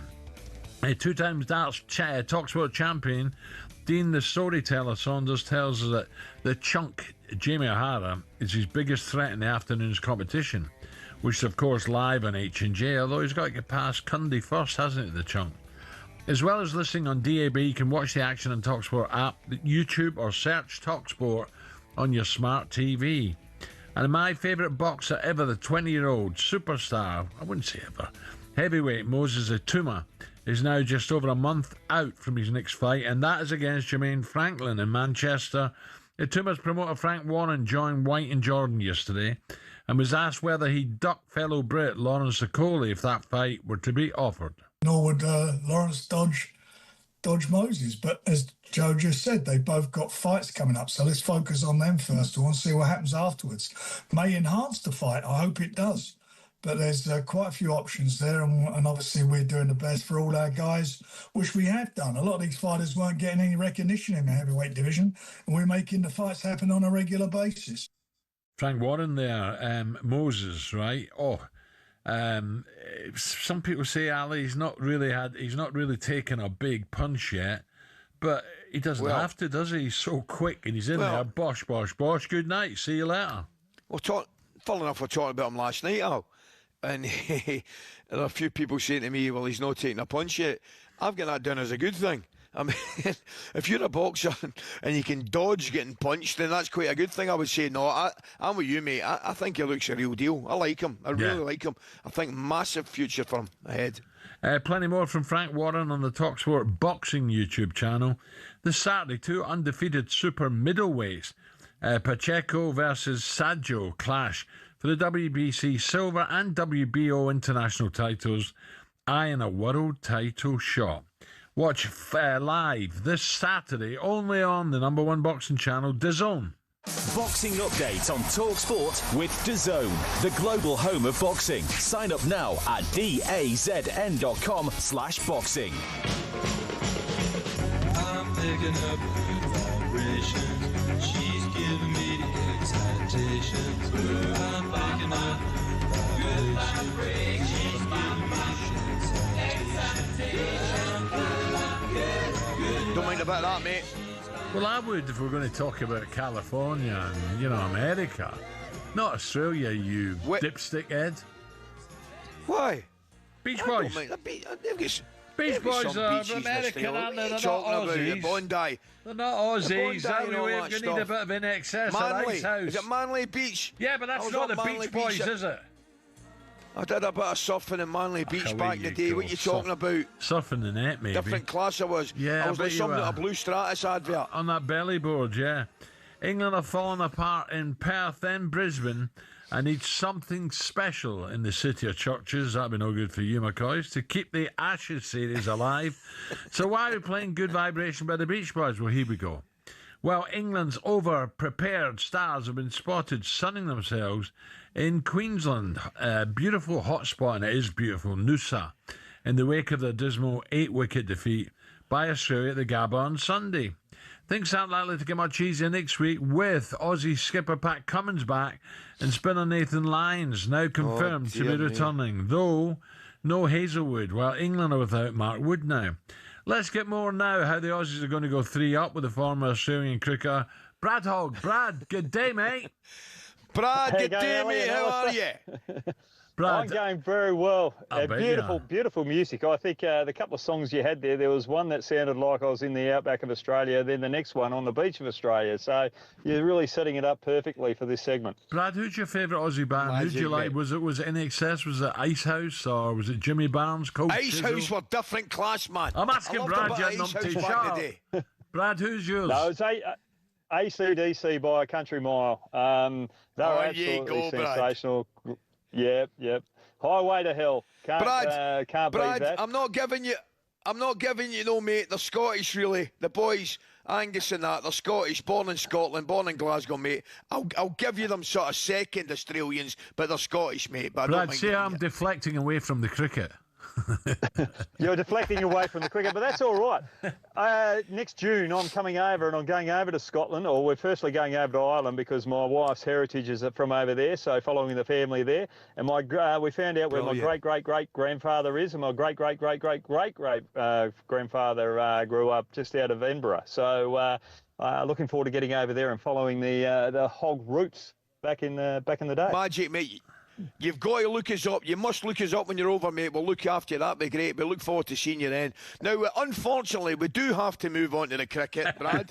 I need to say to you, mate, Big Al and I really enjoy our cricket, but it's been a seriously poor display from the English team at this moment in time. In fact, with the ball, I read the quote from Stuart Broad, who said it was a worst bowling performance in Brisbane since 2008. Not good. Wow.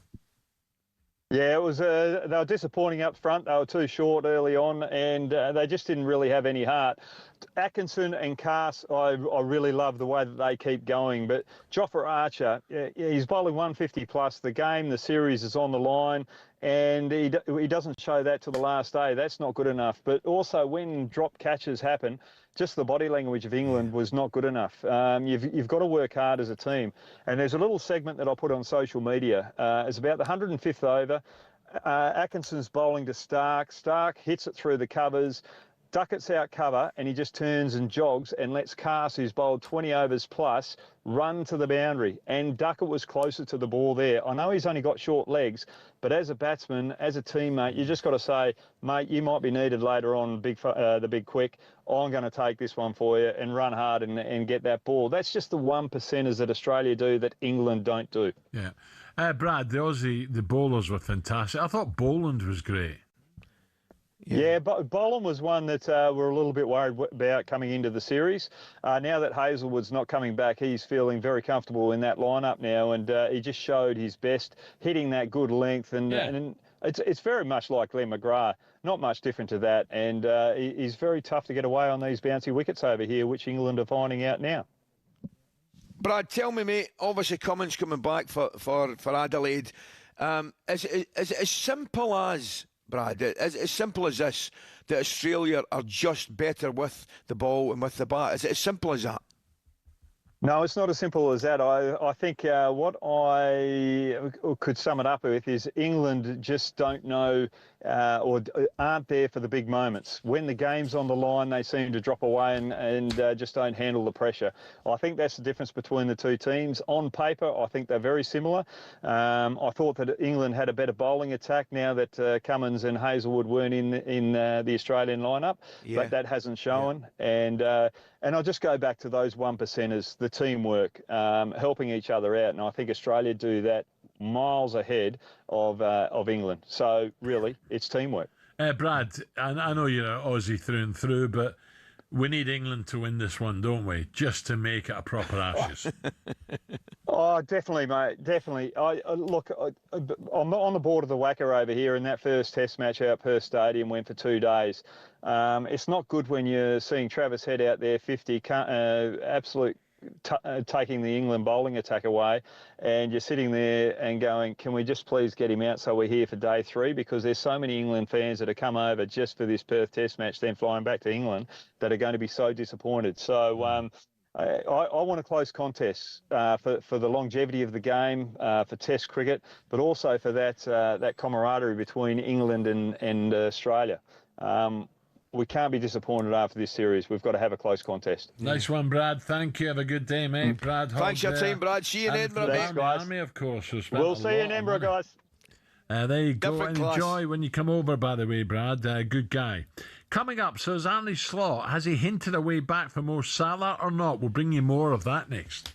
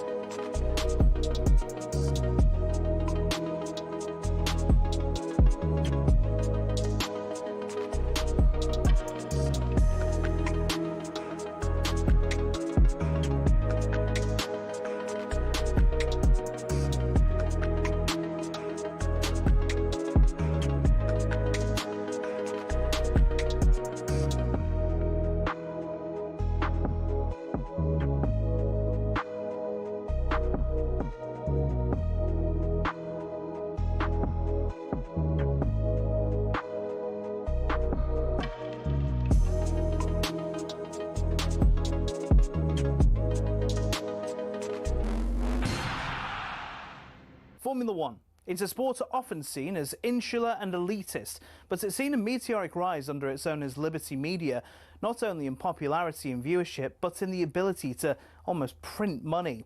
From greater access to more races, here's how it happened. For decades, Formula One was owned and run by one man, Bernie Ecclestone. He was old school, someone who thought the sport itself was enough, and there was no need for all this modern marketing and social media nonsense. But in 2016, Ecclestone agreed to sell his baby to American group Liberty Media. It cost Liberty Media $4.4 billion, and they quickly got to work. We got an F1 app almost immediately, and teams were allowed to show us more from behind the scenes. One of Liberty's most important deals was with Netflix, which in 2019 brought us Drive to Survive. The effect? An almost 70% rise in viewership for races in the US alone. It's massively benefited Formula One online too, with a rise from 7.8 million followers across its social media platforms in 2016 to around 50 million today. New eyes are on the sport too, with F1's own subscription TV channel, which people can watch anywhere in the world. But the main market they've tapped into is the US. There's now 3 races there a year, in Texas, Miami and Las Vegas, and an American-branded team, Cadillac, getting involved in the sport too. More races seems to be the direction of travel. A street circuit in Madrid's being welcomed onto the calendar, while conversations around a Grand Prix in Africa have ramped up in the last few years. More big events could be in the offing too, after the massive F1 75 season launch event in London in 2025. 7.5 million people tuned in to watch it live across the social media channels, and that doesn't include the viewing figures for where it was broadcast on TV in certain countries. It seems Liberty will do whatever they can to grow the F1 brand. Their efforts have been worthwhile too, with Forbes valuing the sport at $17.1 billion back in 2023, almost 4 times more than what they bought it for in 2016. Not bad, considering it's seen as a sport where people just drive around in circles.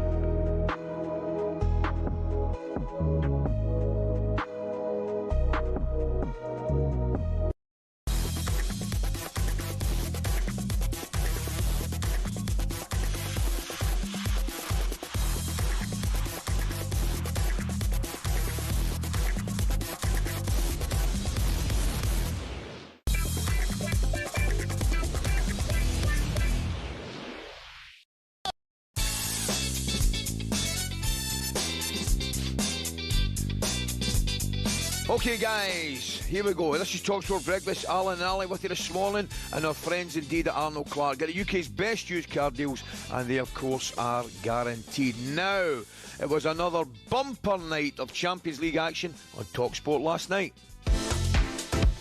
Well, this could be a big moment for Liverpool because Felix Zweier has been called over to the monitor and it is a penalty to Liverpool. Szoboszlai hits it beautifully. That's a decent win in the context of this competition at any time, but particularly with everything that has happened over the last 10 days. Inter 0, Liverpool 1. Chelsea blew it in Bergamo. No wins in 4 now for Chelsea, and it's looking like the playoffs are their most likely route into the round of 16. Finishes here, Atalanta 2, Chelsea 1. Flips the ball into the area, onto the chest of Salah, guided it down for Simons, who went down, penalty kick. So Simons hits the ball right-footed, and it's in the net, bottom corner, and Spurs have the points in the bag. Spurs up to 8 in the Champions League table for 24 hours at least with this performance and result and a clean sheet. That's a good night at the office, I would suggest. Tottenham Hotspur 3, Slavia Prague 0.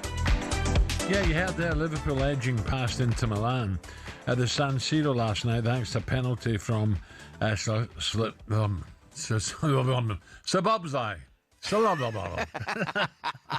Do you know what? I've just had I would want to get these to his custard creams and I can't talk. Szoboszlai, right, in the 88th minute. It took over 4 minutes for them to make the decision that it was a penalty. I've watched it again, Ali, you're right, it was softish, wasn't it? Oh, it was soft, man. It was soft, dear. But it's still a hell of a result in the San Siro. Great result. And do you know something? I said to you earlier at 6 o'clock, mate. I was so pleased for Arne Slot because he's had one crazy week. So I don't think MD could grudge him that result. Not at all. By the way, Szoboszlai is so long. He's come to the rescue a few times, hasn't he, to be honest? He's got to be involved more. He's Liverpool's best player for me. Yeah, at the moment, no doubt about it. Absolutely no doubt about it. And even since their form has dipped, he, in my opinion, I think he's been their one kind of shining light. The only thing I would say, and I know players do it, I'm not a fan of him going back into that right back position. Nor me. I want him. He's got far. Yeah, edge of the box. Correct. 100%. He's got far too much to offer going forward. But I know sometimes needs must. We get that. I understand that. But for me, he's definitely more. He has more effect in the game further forward. Okay, that was Liverpool's first away Champions League win without Salah since you have to go back to 2009. Remarkable. Speaking after the game yesterday, Arne Slot was adamant he wasn't going to talk about the missing man. Tonight it should be all about the players that are here. In the rich history Liverpool has, they've had many of these evenings, but after in the season we are in, I think if you have an away win in this stadium against such a strong team, then it should be about the midfield or about Ibu or about the ones that are here. They deserve all the credits. And I can fully understand on Friday that I get a lot of questions about other things, but tonight it should be about the ones that are here. Yeah, I'm pleased for him, to be honest, getting that result. Ali, you've done a bit more digging on this. Do you think Slot is giving Salah way back with some of his comments on this? Can the relationship, can it be mended? Yeah, it can. I'm not sure it will, but I definitely think it can, Al. I think the first thing they've got to do is, he's obviously disciplined them, which I thought was warranted by not taking him on the trip. So from Arne Slot's point of view, what has been a terrible situation, he's handled it very well, and obviously with the result last night, that's gone his way, and nobody could deny it. He deserves a wee break there, so good on him for that. But the one thing he has to do, I think he has to sit down with the player, with Mo Salah. I think, Al, I don't know what you think yourself, mate, I think Mo Salah has to recognise that he's made an error, right? Yeah. I really, really do. I was very, very surprised, bordering on shocked at his statement. I didn't see any foundation for it. I didn't recognise it. I thought it was wrong on so many counts. I thought some of the quotes within the statement was so wrong, Alan. But hey, mate, we all make mistakes. You and I have made more than most. And if he acknowledges it and holds his hands up, and the two of them can shake hands, when, by the way, they've got to be men about it, and because the most important thing I said to the boys last night, with a wee chat last night with Steve McManaman and Steven Gerrard, the most important thing that everybody needs to remember, Alan, is the club, right? The supporters and the club, right? That's what has to become at the forefront of this whole thing. And the best issue, if the best issue is an apology, shaking hands, moving on, Salah getting his form back, because he has been, without doubt, one of the best players that we've ever seen in this league. I don't care what him to say. He has been that good. And if he can get back to somewhere near that form, then Liverpool win and everybody wins. Whether that happens or not, time will tell. But Liverpool, being the club and the institution they are, great players leave and another one comes along, Ali. Of course. Listen, mate, 100%. I don't know whether it was a foreign thing, Alan, because I'm looking at it and I'm thinking to myself, I mean, there's no doubt in his talent, absolutely no doubt in his talent. But I'm thinking to myself, and I'm sitting with two legends last night. I'm sitting with Steven Gerrard, I'm sitting with Steve McManaman last night, and I'm looking at the two of them, and I've said to them, "Would you do that? Would you have said that?" No. And Steven Gerrard said no. He said, but a couple of times I kind of lost the place myself and ended up getting sent off. And I said, well, that isn't acceptable, but it's far more understandable than the quotes that came from Mo Salah. I said, you two guys would never disrespect your teammates, your fans, or the club by making a statement like that. Kenny Dalglish wouldn't have done it. Graham Souness wouldn't have done it. None of those guys would ever have done it. Now, we can talk about it till the cows come home, but I think everybody acknowledges he was wrong and it was a mistake. But is there a way back? Of course there is. And of course there should be, Alan. Here's one for you, Ali.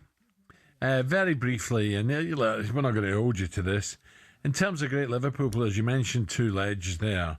But where does Salah, is he up with the likes of Dalglish, Souness, Keegan, Rush, Stevie Gerrard? Is he up there with them? I think he has to come into the equation, Alan. I really do, mate. I think the success that he's helped bring to the club, right? That was another thing I didn't like when he said, all I've done for the club. I mean, that was effectively all about me, because the club's done a lot for him as well. The club effectively has done an awful lot for him.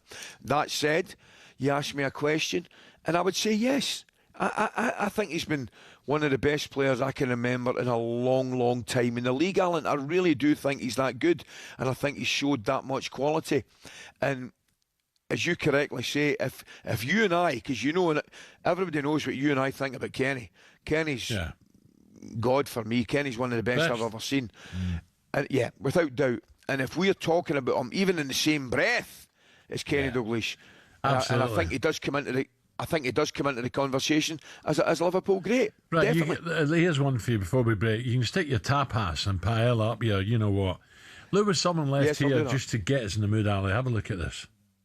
Now, you must have had one of them when you were a kid. Oh, are you kidding me on? Absolutely. Remember that when there's no one home? You say, what can I stick in the oven? You get the old can opener and get the old Frey Bentis in there. Oh. Do you remember? It's a turkey one. I'm not having that. A beef one, yeah. By the way, one of the best I knew you'd love that. One of the best quotes in football I ever heard in my life. Barry Fry. I'm not kidding you. Peterborough were playing somebody. I can't mind who they were playing, right? And they were, I think they were 3-0 up at half time. And ended up the game finished 3 each, right? And Barry Fry, Barry's in the dressing room, in with the press. He's in with the press. And the boy says to him, Barry, he says, what about your performance today? He said, the first half, he says, son, he said, the first half I thought, well, Juventus. He said, the second half, well, at Frey Bentis. Yeah. I don't know, there's someone left it there, so I thought I'd got to mention it to you. I've not seen one of them for about, I don't know, tell me, 20 years. Oh, I still like them. Right, 8:15 on talkSPORT. Coral coming next.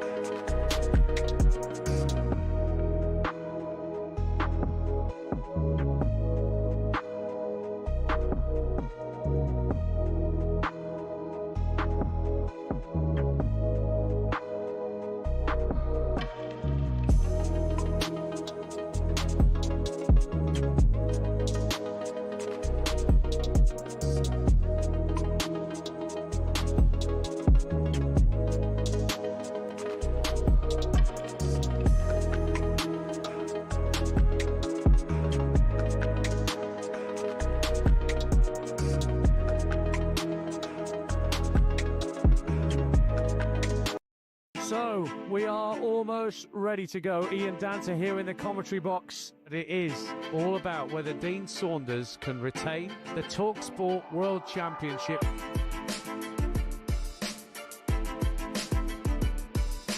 To win the leg.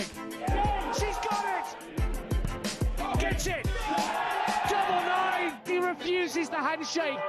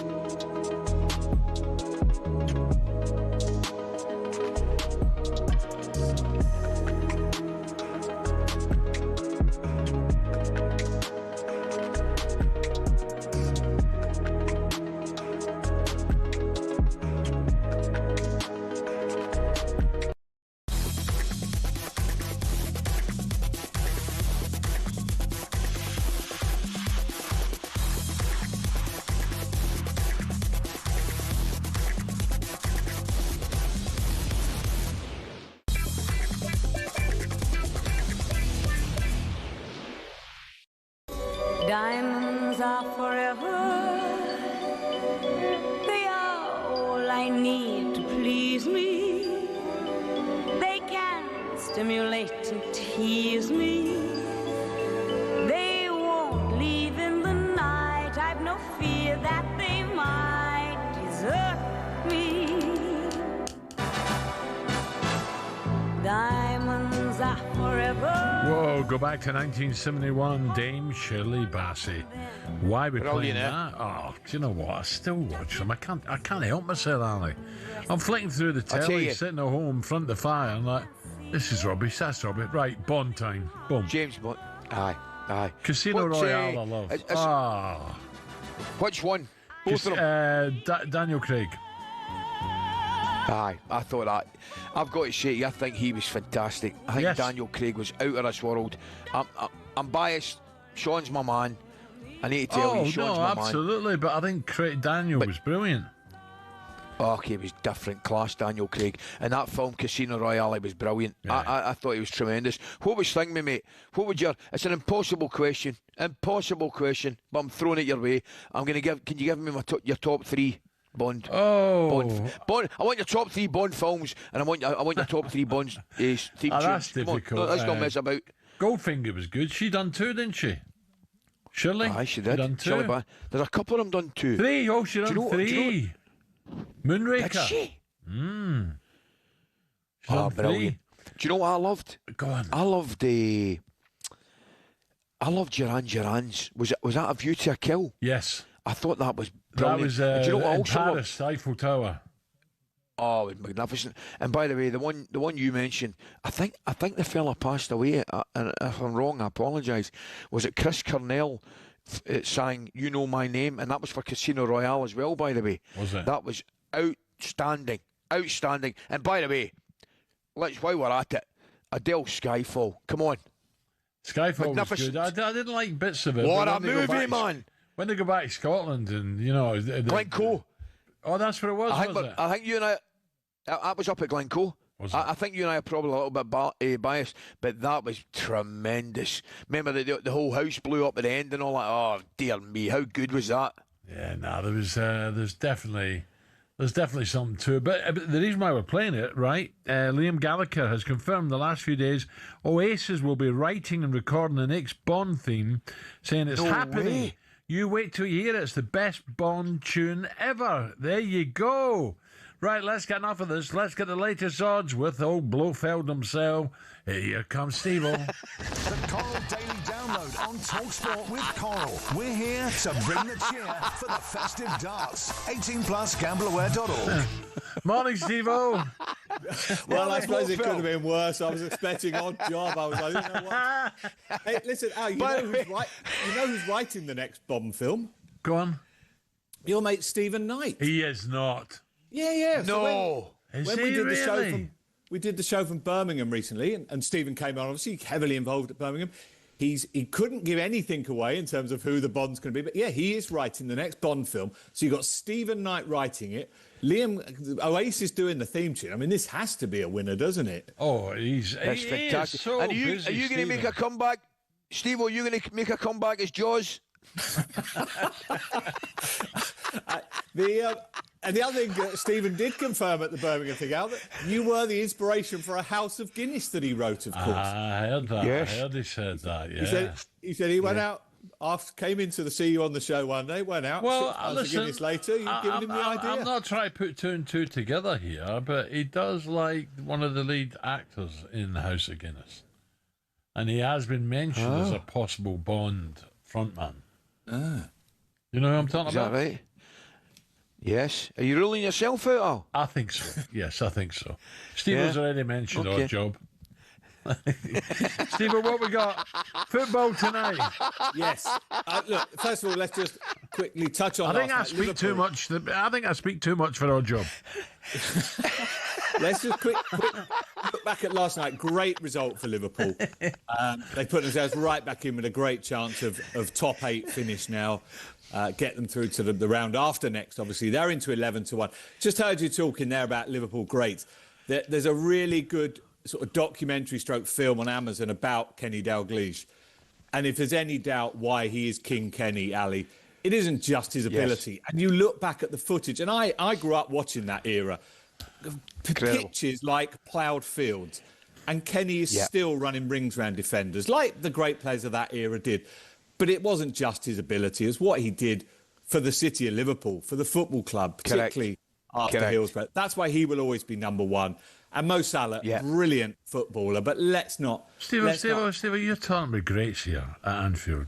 And you grew up watching greats. Are we talking Alan Bailey down at Pompey or something? We are like that? talking Alan Bailey. The Rod Stewart of Portsmouth with his blonde mullet, honestly. Who came from Cambridge United. Yeah. I met him once, actually, after in one of the hospitality lounges. I think he hasn't changed. He's still got that Rod Stewart look to him. Alan Bailey, there we go. What a legend. Anyway, look, on to tonight. we are done. And the good news is the Saints are on the march, aren't they?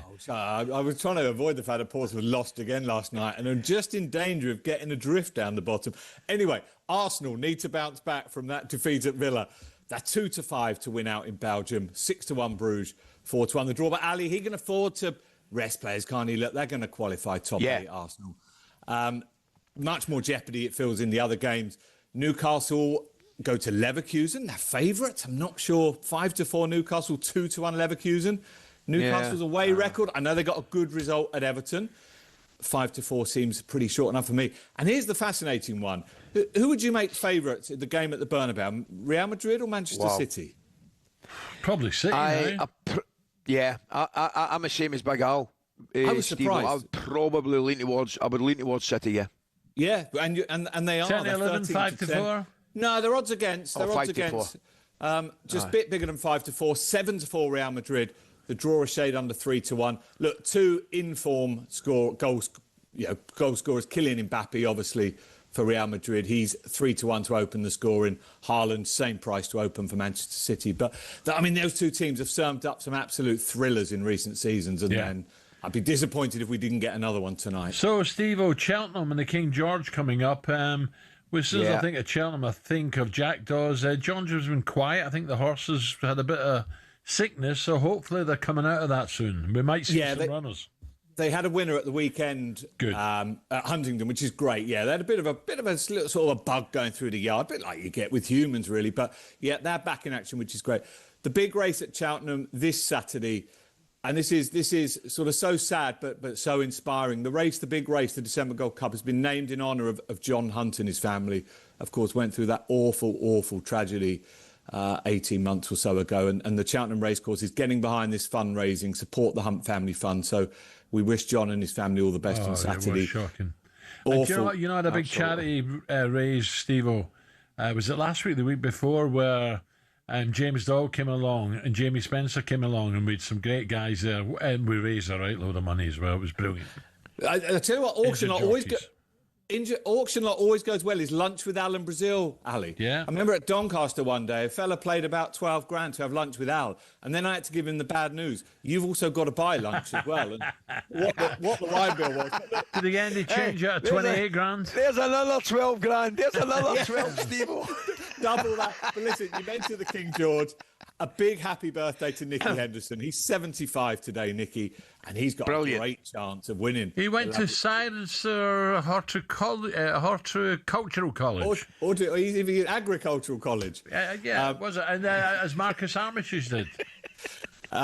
Is that right? I didn't know that. Yeah. But happy birthday to Nicky. He's got a great chance of winning the King George with Django Bay taking on Gaelic Warrior, the jukebox man for Harry. Gaelic Warrior. Go on, Brazil. It's a great race, man. I think it's a great race. By the way, Ali, did one of your horses not run the other day? A little birdie told me. I don't think there's any need for that, Al. What price? 151. And what happened? Fell at the first. The signal's going in Madrid here. I'm losing you, boys.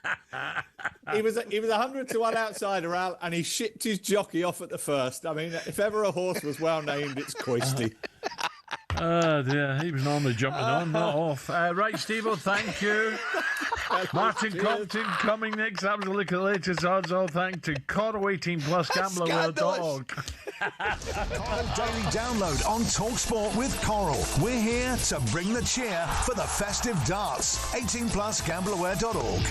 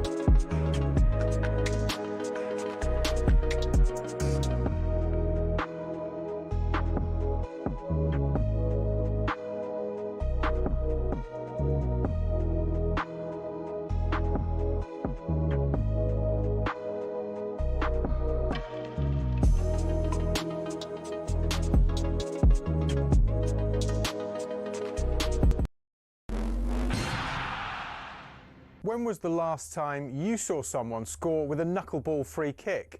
We're going to take a look at why we're not seeing them anymore and explain a bit about how they work. The knuckleball peaked in the 2010s after that Ronaldo strike against Portsmouth in 2008 inspired academy players everywhere. Here's a young Mason Mount. I tried to base my free kick on Ronaldo, hit the ball by the valve and it moves. So what do you do? Top corner. Now, no ball is perfectly aerodynamic, so as it travels it creates ever-changing pockets of turbulent air, causing that unpredictable movement. Football's most prolific free-kick taker, Juninho Pernambucano, perfected the technique but didn't invent it. He was inspired by players from the 90s and even the 50s. So how do you do it? You have to hit the ball head-on with as short a contact time as possible so the ball doesn't spin. Hitting by the valve helps with that short contact time as it's the hardest part of the football. So why don't we see knuckleballs much anymore? It's because players are being told not to shoot from dead ball situations because the XG is so low. In fact, as Opta shows here, since the 08-09 season, there's been a 10% reduction in players shooting from free kicks in the Premier League. And in 23-24, a record low of 11 free kicks found the back of the net. And the knuckleball, though spectacular, is imprecise, which is why it's becoming a thing of the past.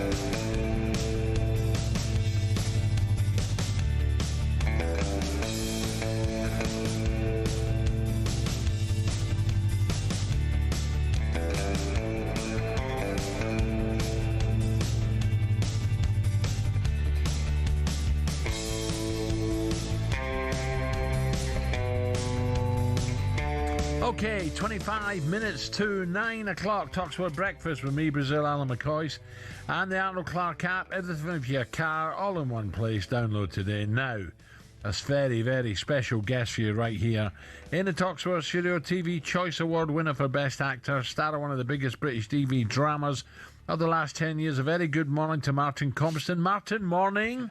Morning, TV Martin. Choice. Well, Ali, were you in Madrid? I'm in Madrid for the game tonight, mate. I can't wait. A great game. I'm really looking forward to it, pal. Good game. I've got to say, Real Madrid not in top form. Looking forward to seeing Man City tonight, pal. By the way, Everything's good. Are you in good form? If he's not got enough jobs, he's going acting next. What are you doing? Oh, he keeps telling us about it when he appeared and starred with Bobby Duvall. I remember. Was that a shot at glory? Aye. I remember you in that Celtic tap. You looked well, Ali. The Rangers tap underneath it, Martin. Let's not get carried away now, right? By the way, Martin, I tell folk that story. I mean, I could do an overhead kick, which wasn't a problem. I did it in one take. But the problem I had with the film, the ending of the film, for the folk who haven't seen it, I've got to miss a penalty. And it took me 2,814 takes to miss a penalty, mate. By the way, they're all looking at me and you're going, what's a film? A film? A film. Right, Ali, let's find out. Martin's got a brand new thriller series coming up on Paramount Plus. He won't pay for that, by the way, so he won't be watching it. Called The Revenge Club, and here's a sneak preview of the show.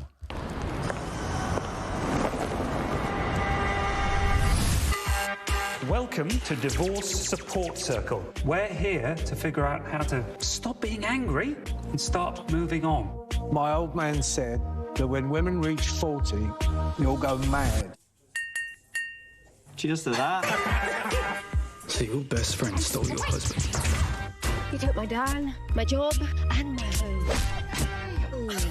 If you could wish for anything, what would it be? Get them out of my house. Right, listen up. Everyone's inside. In position. We're basically a pound shop, Ocean's 11. Retro. We did it! You're all nuts. We barely even know each other. Exactly. Whose ex is up next? To revenge how losers become winners. I want him to feel what he's put me through. It's all part of the process. We can't afford to get caught. You've all gone insane. Good. What happened? Murder.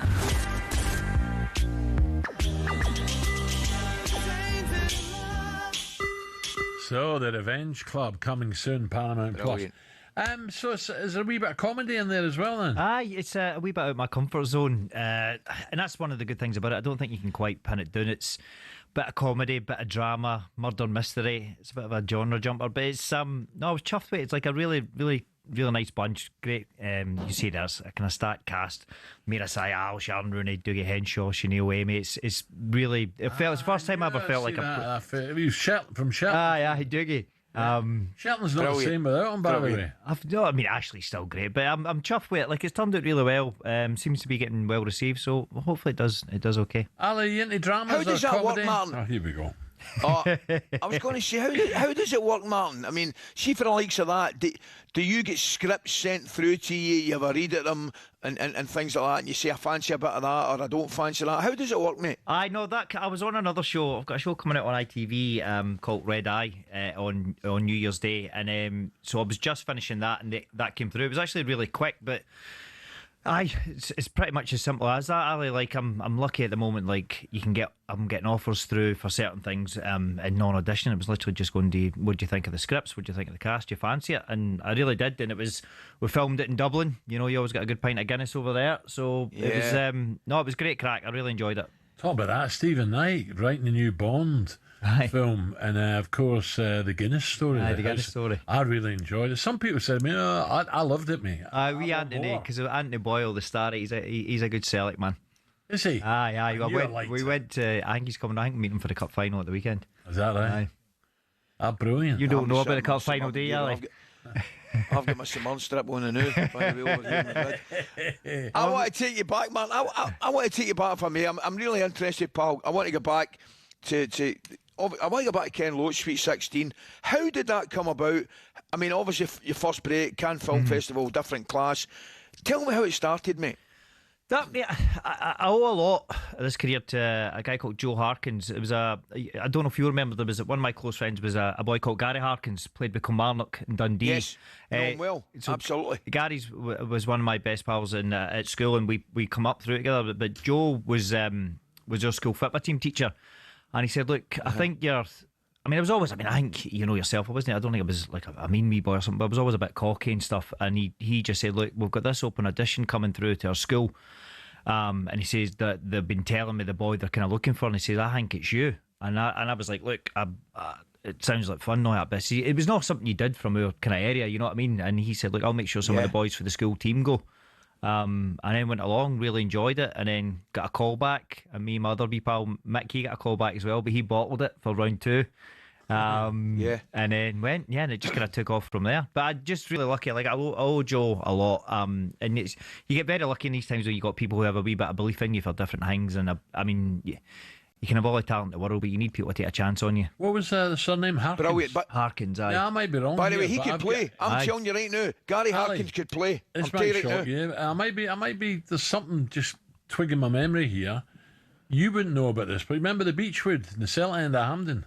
Aye. I think there was a guy called Pat Harkins. Aye. That ran that, owned that. I've got a feeling that's Kelly and Marina, Kenny's wife's star. Well, Gary had a good career. He was doing it at Blackburn for years, and then he actually won the cup with Kelly when they beat Celtic in the final. He could play. Aye. Big ball, lazy big guy. Line of duty then. I'd love it. Absolutely love it. Brilliant. I know you got to be careful what you say, but how many second series? Seventh. Oh, seventh. When did you start? When you were like 12 or something? No, I know. Is that right? I don't think I'm giving away too much in the same, but I've got a line in the next series which kind of refers to how long it's been. I think it's been I like 13 the big years. fellas with Adrian Dunbar. Aye, Adrian, some boy. He's a big Arsenal man. Is he? Aye. Right. And Vicky, of course, has got that new series out at the moment. Vicky never stops. Vicky and Johnny, the two of them are brilliant. Aye, aren't they, Mark? Vicky and Johnny's great. Johnny, I mean, they've got this day disco thing, which is a brilliant idea. That's right. I've been that, which is kind of taken over. Like what? Well, it's a day disco for people who don't want to get like be out all night and you get a bit old. So the disco kind of starts at 3 o'clock in the afternoon and finishes by 9. Aye, no, it's brilliant crack. It's great crack. That's the way to do it. That's the way to do it. I'm telling you right now. So Martin, tell me. Hold on. I'm talking about Line of Duty. Come on. You're in Madrid, so shut up. Right. When can we watch that on the telly?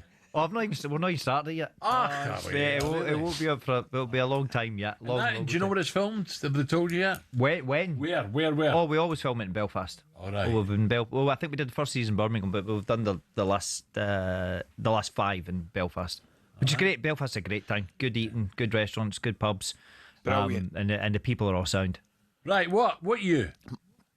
I'll tell you what I want to ask him, right? I missed him all night. I missed you all night, wee man. I know you're at Mar Hall. I was meant to be going to Mar Hall, but I was over in America for that World Cup draw, and I missed you because I was going to go to that wee function the boys were at. But anyway, tell you what I want to ask you. The rig, right? I loved the rig, man. Tell me, where did you film that? Because that's a kind of...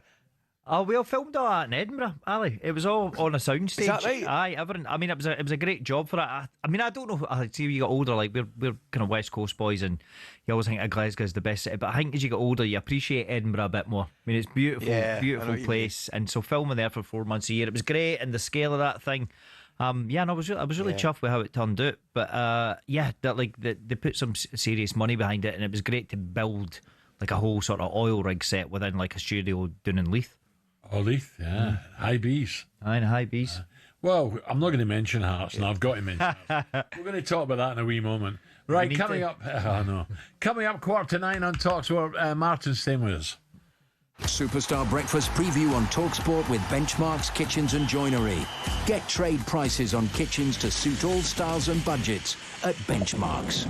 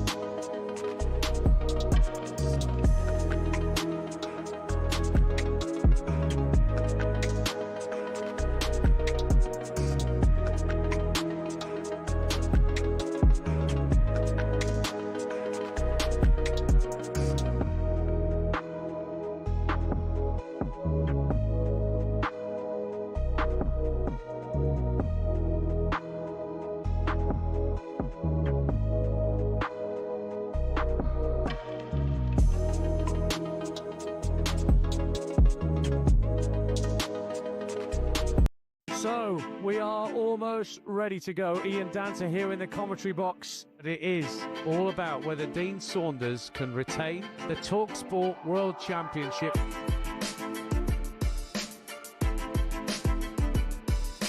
To win the leg. She's got it! Gets it! Double nine! He refuses the handshake.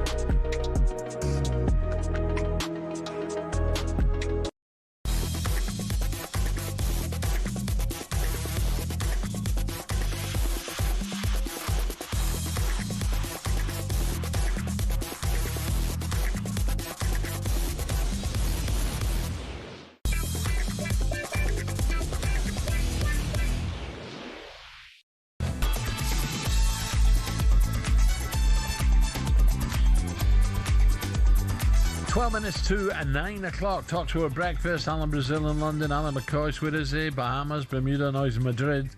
Line of Duty star Martin Compston is with us in the studio ahead of the release. See, he can find a studio, by the way, ahead of the release of his brand new series, The Revenge Club. It's out on the 12th of December. You won't want to miss that, right? 12th of December, The Revenge Club. Right, what do we know this Wednesday morning? Very quickly, Mikel Arteta claims Arsenal in a dangerous circle as the injury nightmare continues. God, what a squad they've got. You know, I do wish you wouldn't bring this up. Aye. You know, I mean, look, coming from the SPL, I mean, I don't think any team in the Premier League should be moaning about squad depth and injuries. I mean, they've got an embarrassment of riches. Money they've got. Yeah. They've got 2 11s, haven't they? International 11s. So, for me, I take it with a pinch of salt. Arne Slot hints at peace talks with Salah, but suggests it'll only happen if Liverpool star does 2 things after his outburst.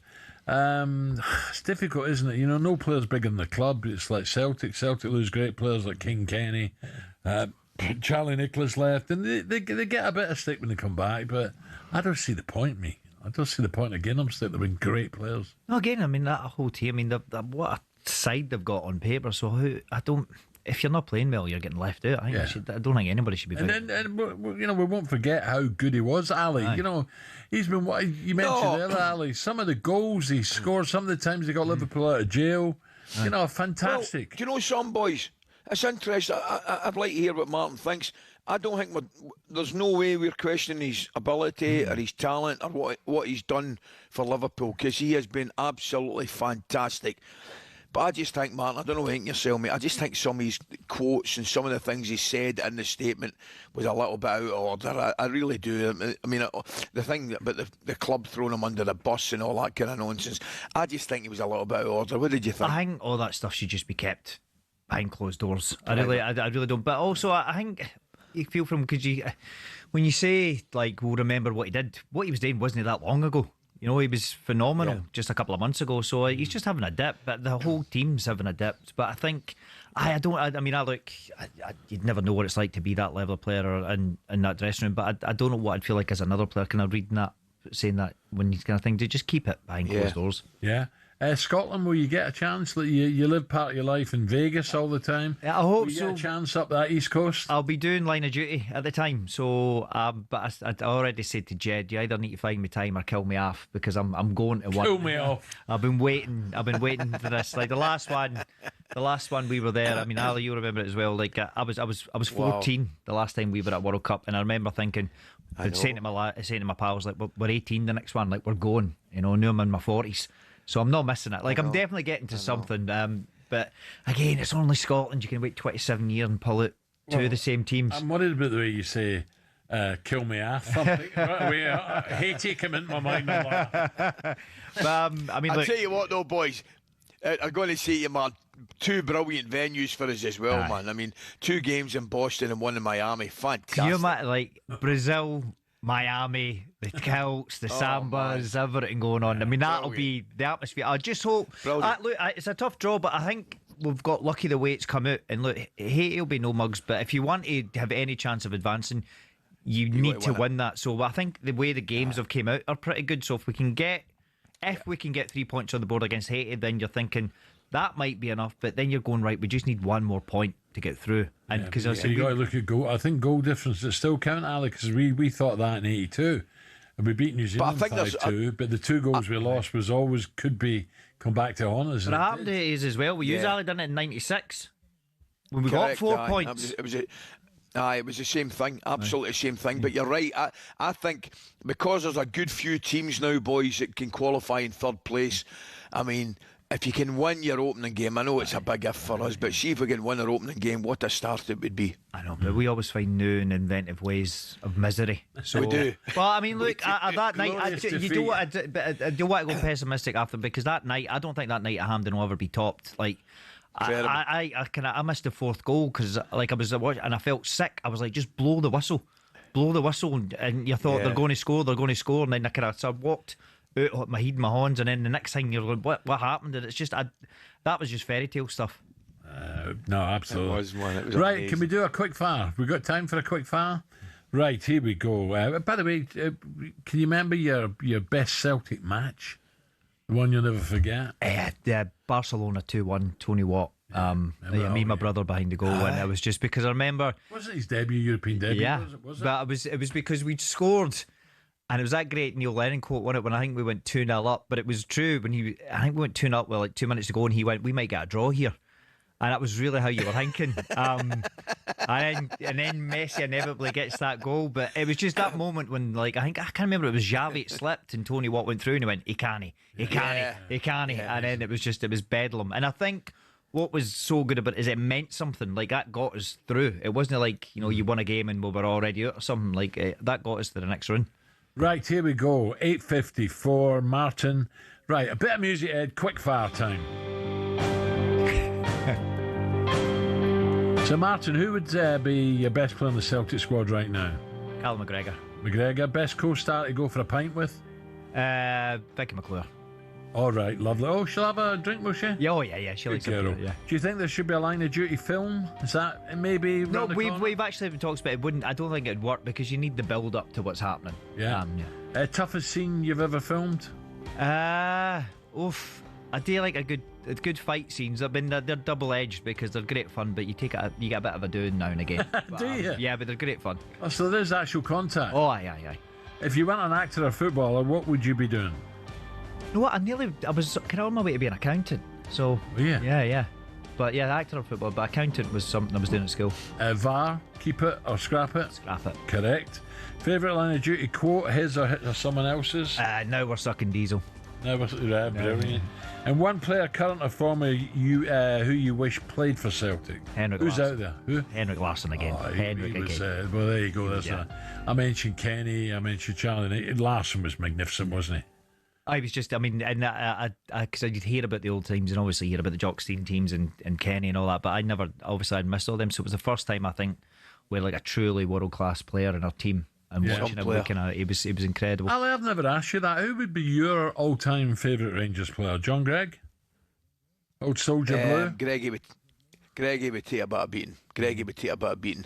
But I tell you, and I've mentioned you before, Celtic player, Henrik obviously tremendous, Kenny tremendous, but probably my favourite Celtic player would be Bobby Lennox. There you are. By the way, what Bobby's won in goal scoring record is frightening. By the way, I'm going to say something to you. Bobby Lennox's goal scoring record for a winger playing wide is nothing short of ridiculous. Is Forrest's record Tremendous. not unbelievable as well? Yeah, Forrest, but see Bobby as well. I'm really happy that Tommy Gemmell's finally getting his statue. It's getting over there, which is well deserved. I mean, he not just a Celtic. He's a. I remember I said to him, Tommy, what's the like scoring a European Cup? And he went, which one? Which one? And I went, of course. Ironwood as well. Forgot about that. Right, Martin, brilliant. You're a busy man. I can't wait for this. Well, both of them. Big thanks to Line of Duty star Martin Compston with us in the studio ahead of the release, the brand new series. This is the Revenge Club. It's out on the 12th of December. You won't want to miss it. Thank you to Martin. Coming up next, the only man with more of a famous laugh than Alan McCoist, comedian and actor Jimmy Carr joins us. All of it. You're Celtic United, but baby, I've decided you're the best team I've ever seen.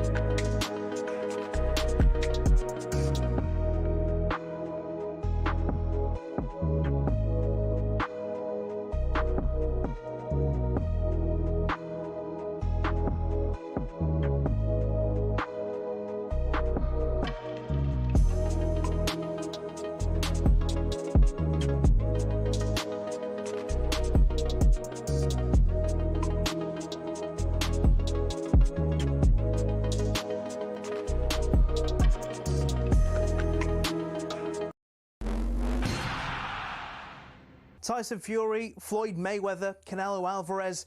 Just hearing these names makes you think money and the hundreds of millions of dollars, pounds or Saudi riyals in boxing. But that's at the top. At the bottom, it isn't quite the same. Even for those on the rise, there's not an awful lot of cash in the boxing world. And if you're just starting out, well, it can be a very costly exercise indeed. But don't take my word for it. Here's the former European champion, talkSPORT's Spencer Oliver. You're turning professional and you're boxing, let's say, York Hall on a non-televised fight. You have to sell tickets to earn any money, but you have to cover the wages of your opponent as well. So if you don't have the ability to be able to sell enough tickets, you effectively have to pay to fight. A far cry then from Jake Paul facing Mike Tyson in 2024, when the purse was reported to be around £48 million. But the vast amounts of cash lining the top dog's pockets isn't the norm in a typical fight. Let's say you're lucky and you get between 5 and 10 grand. You're going to get 10 grand max for that. 10% goes to the trainer, 25% goes to the manager. Then we've got the tax man to pay as well. So we're cutting that money in at least half. So now you've got 5 grand for a 10-week camp. So you're talking about a guy here earning, he might be clearing 500 quid a week. How do you support a family on that? So boxers chase the dream. And, you know, there's probably 2% of them that actually make it. So say you do make it and you start to rise up the ranks. Strikers Boxing, a training academy, says the mid-tier fighters can earn more, somewhere between £10,000 and £50,000 a fight, depending on record, profile, opponent and popularity of weight class. It's only at the top level does the real cash start flowing in, with the top-tier professionals, i.e. those going for titles, earning 6 figures a fight. Something else you'll have heard of is the terms prize fighter or journeyman. A prize fighter is, as it sounds, someone who picks up fights where they can and gets a nice big check if they win. Journeymen are the fighters who take on up-and-comers, effectively used for experience in the ring. Even if they're going up against the real prospects, a young Anthony Joshua, for example, these guys will be lucky to earn more than 10 grand. So the average boxer isn't as rich as you'd think.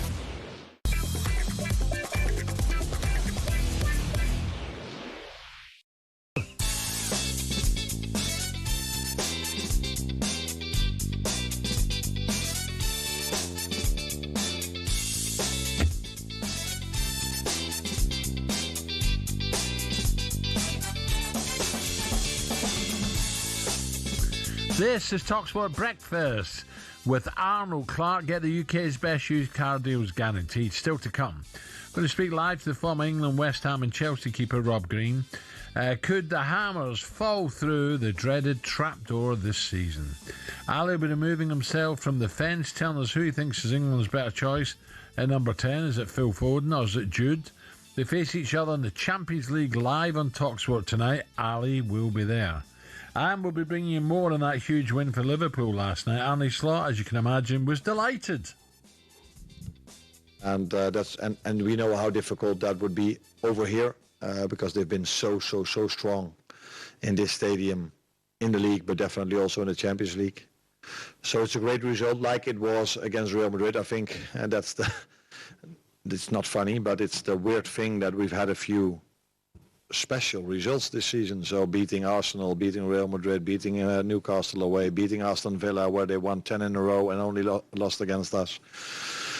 So that's why it's so surprising to see that we drop points in so many other games. Although there are multiple reasons, but one of them I just said.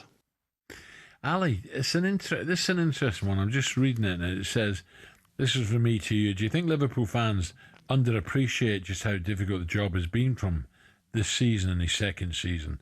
When you think about it, you know, last year was incredible. We didn't expect that, did we? No. Excuse me, I think you're probably right, Alan. I actually do think there is an element in the Liverpool fans, I'm sure some of them will disagree with me. I think there's been a little bit of an element. He's became a victim of last season's success. There's a lot of people say Klopp's team and all that kind of stuff. Whether he did or not, they were magnificent last year. They really were. They were fabulous and thoroughly deserved to win that title the way they did. They've had a serious dip, Alan, there's no doubt about that. To the same extent that City did last year. I mean, people forget, City, remember that period City went through? I think they lost something like 9 out of 12. It was unbelievable, the dip that they went through. And Liverpool are having a kind of similar dip at this moment in time. But I looked at them last night, I looked at their team, I looked at their bench, and I just think they've got far too many good players not to turn the corner. Whether last night, you know, is the start of the road to recovery will remain to be seen, but it was certainly a well-earned, well-deserved and well-needed result last night. Also, just a quick one, Spurs, look, 9th they're up to now, just behind Liverpool and Atletico. You know, could Frank turn this season round for Spurs? Why not? I mean, it's another one. Spurs are, the only thing I would say, Liverpool are on a run at this moment in time. I mean, take last night's great result aside, you know, they're on a really poor run and you're scratching your head, and Arne Slot will be scratching his head, just what's going on. But the one thing about Tottenham, Alan, unfortunately, is not this season. I think for as long as I can probably remember, they have been inconsistent, mate, for years. For years they've been inconsistent. Yeah. Their best 11 and their best performance is more than capable of beating anybody. But, you know, they lose games at home that if you're going to win a league or compete for the league title, you've just got no right to lose. You can't afford to lose these games. It's the manner of style that they lose them. They're not just unlucky, they're sometimes awful. Yeah. You know, there's some poor performances, but at the same time, Alan, when they're flowing, and I said it last year under Ange, I mean, and the Tottenham fans wouldn't thank me for saying it, but you wouldn't mind a season ticket for Tottenham because you're going to get goals. They'll be flying in both ends. You know what I mean? There's no real consistency in the level of performance. But the game itself, is, if you're a neutral, is probably a great watch. It doesn't help them in their attempts to win titles and qualify for Champions Leagues. But I just think that's where Spurs are, Alan. I think Liverpool have got better players at this moment in time and will recover, to be honest with you. Yep, Champions League action doesn't stop. Another huge game tonight, of course. City head to the Santiago Bernabeu, but it's not just points that are on the line tonight. There's two English midfielders.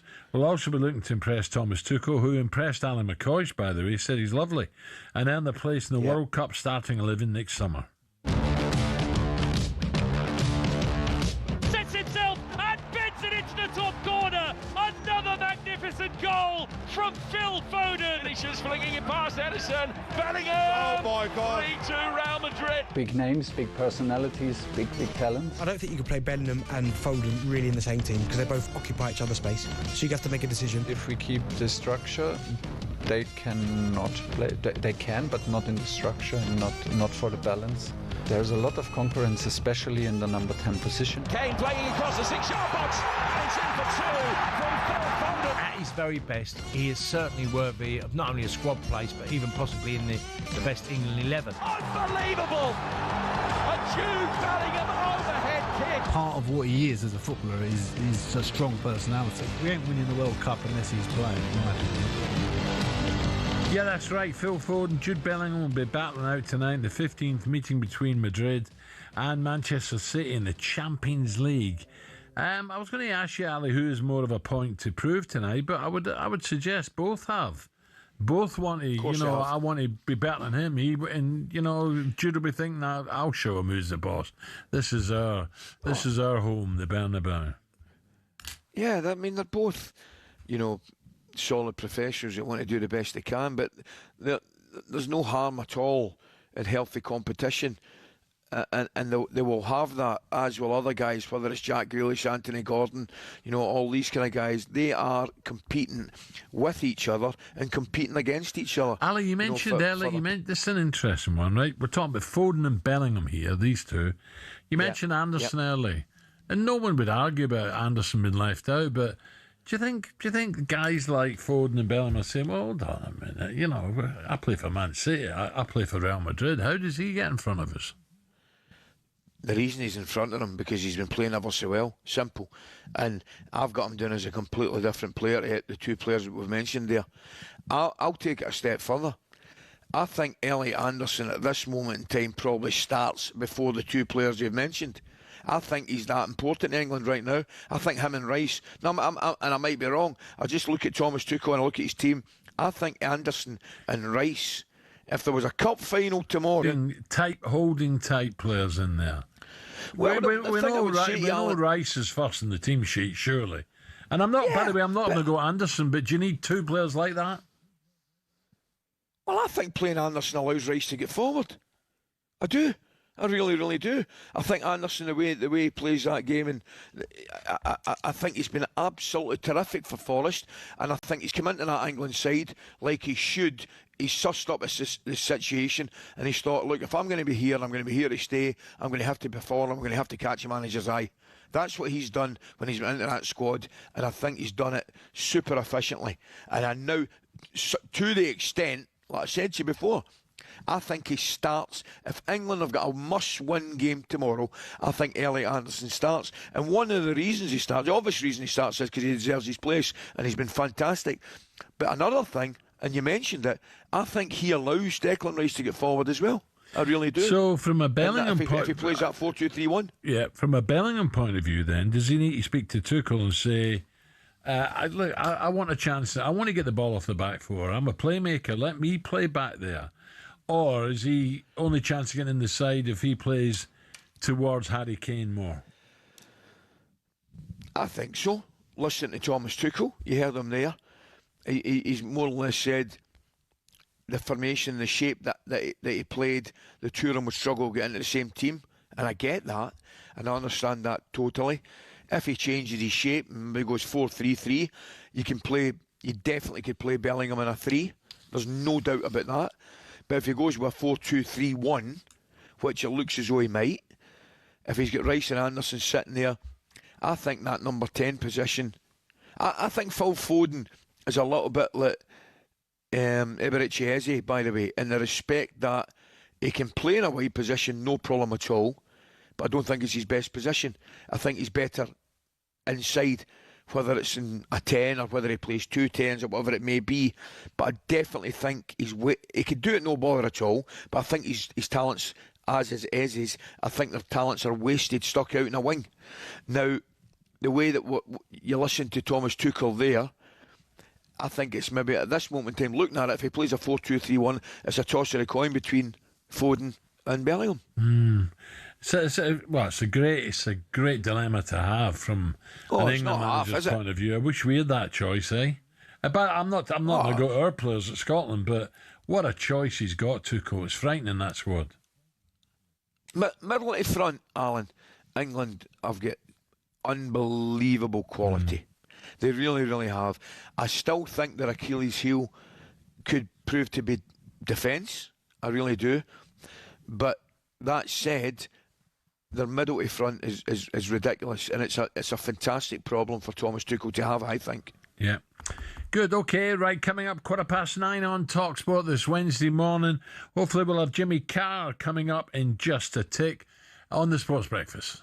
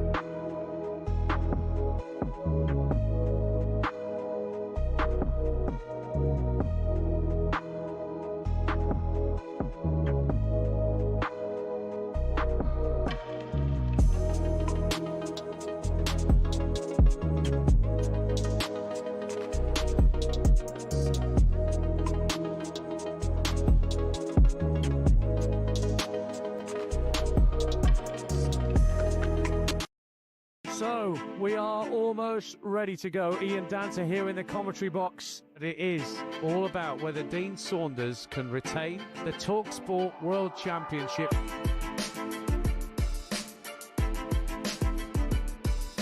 To win the leg. She's got it! Gets it! Double 9! He refuses the handshake.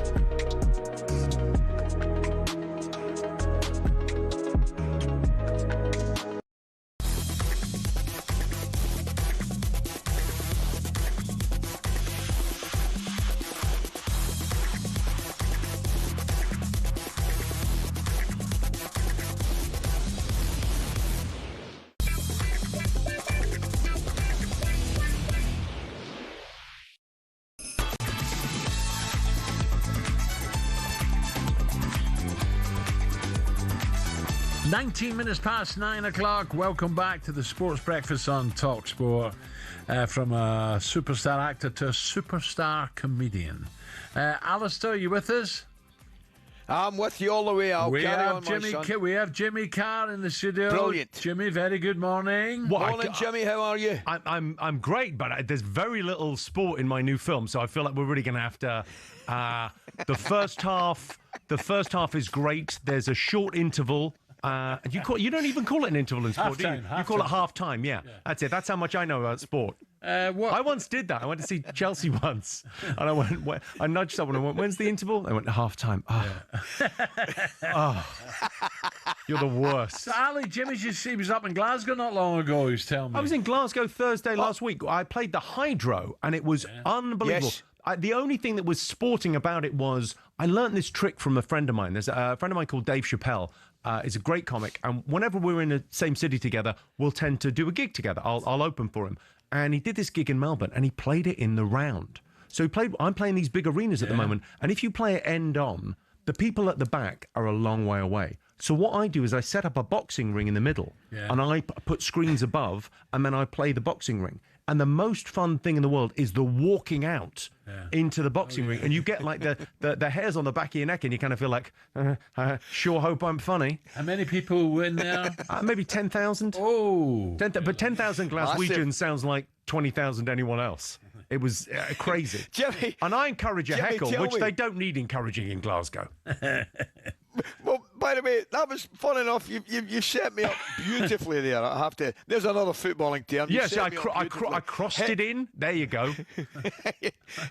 Heckling, mate. Right. I mean, it's something that comedians, by and large, I think, can do without, or someone can do without.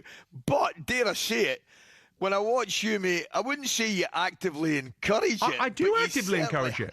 I say, has anyone got any heckles? Let's do this. I like that fact that it's like asking a magician to do real magic. You go, look, I've written the jokes. People know I've written the jokes. I'll tell them the jokes. There's a show there, but also I want it to feel special. I want it to feel like it's live in the room and to play together. And we all love playing.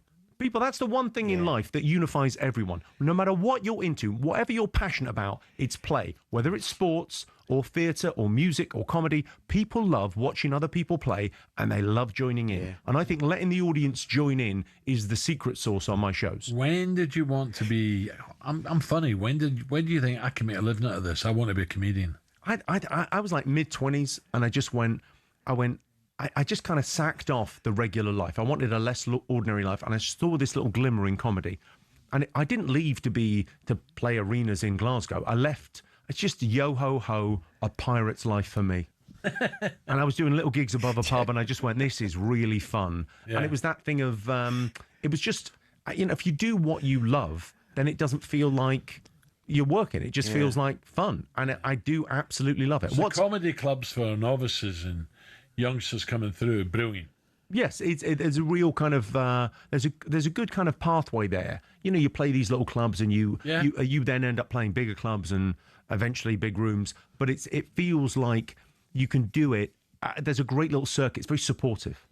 It's really great. It's like, I suppose it's like the same as in any sport. You know, you start off doing it at your local club, and then, you know, if you're good, you proceed. Yeah, yeah. Jimmy, tell me, mate, I want to ask you, if I may, growing up, who made you laugh growing up, right? We all love comedians. I mean, Big Alan, I'll go back to like guys like Tommy Cooper and things like that, just out-and-out comedians who were geniuses.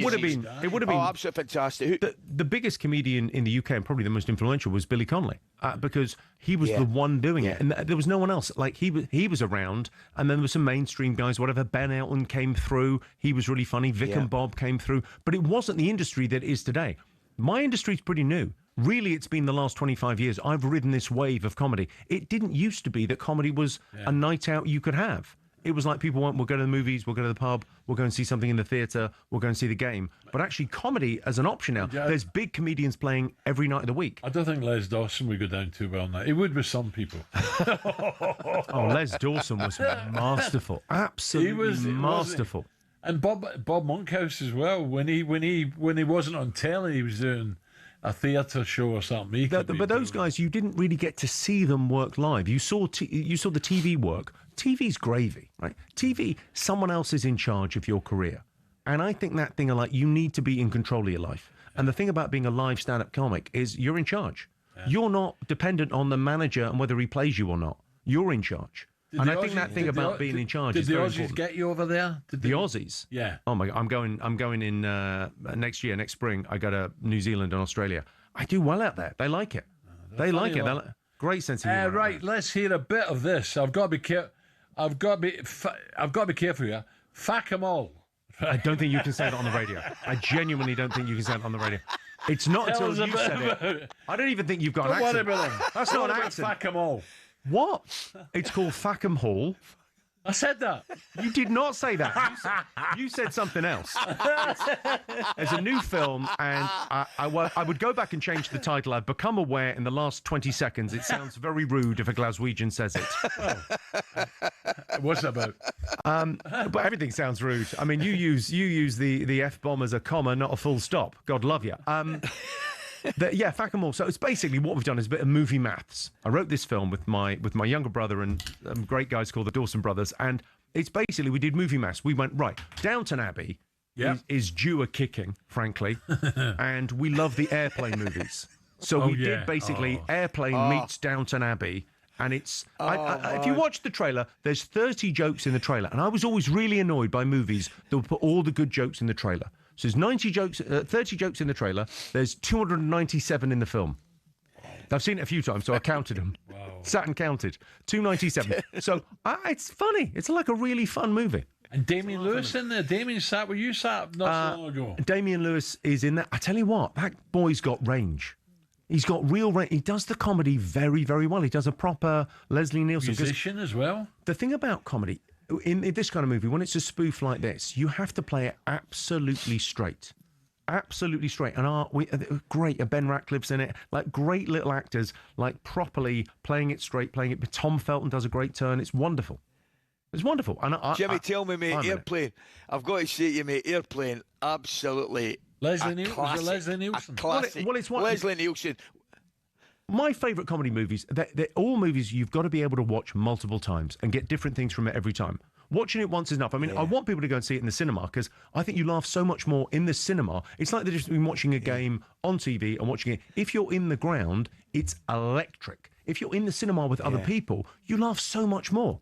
It's people you don't know. It doesn't matter. You're just there laughing together. It's beautiful. Fakamal. Sorry. What would your favourite form of comedy be, Jimmy? What was your favourite form? You obviously enjoy the stand-up. You enjoy TV. This movie. Stand-up is everything. Stand-up is my love language, and everything else is gravy. Stand-up, I'm in charge. I get to do what I do. I'm very lucky that I found an audience that come and see me and enjoy it. It's glorious. And then the other stuff is like it's like I'm sort of, you're solo. You're on your own, a tennis player or whatever, and then you've got the team sport. And the team sport's really fun, but, it's different. Television's a lot different, isn't it? Television's really different, yeah, because you're working the producers behind the scenes are the ones really putting it Harder? together. Yeah, so we did, last night was the Big Fat Quiz of the Year, and we do that, great fun, but it's like lots of people coming together and playing together. Yeah. It's great. I mean, they're really fun to do, but I like going out and playing live. I also like to work a lot. I do 8 shows a week. I love it. Do you really? Well, I do 2 a night. Yeah.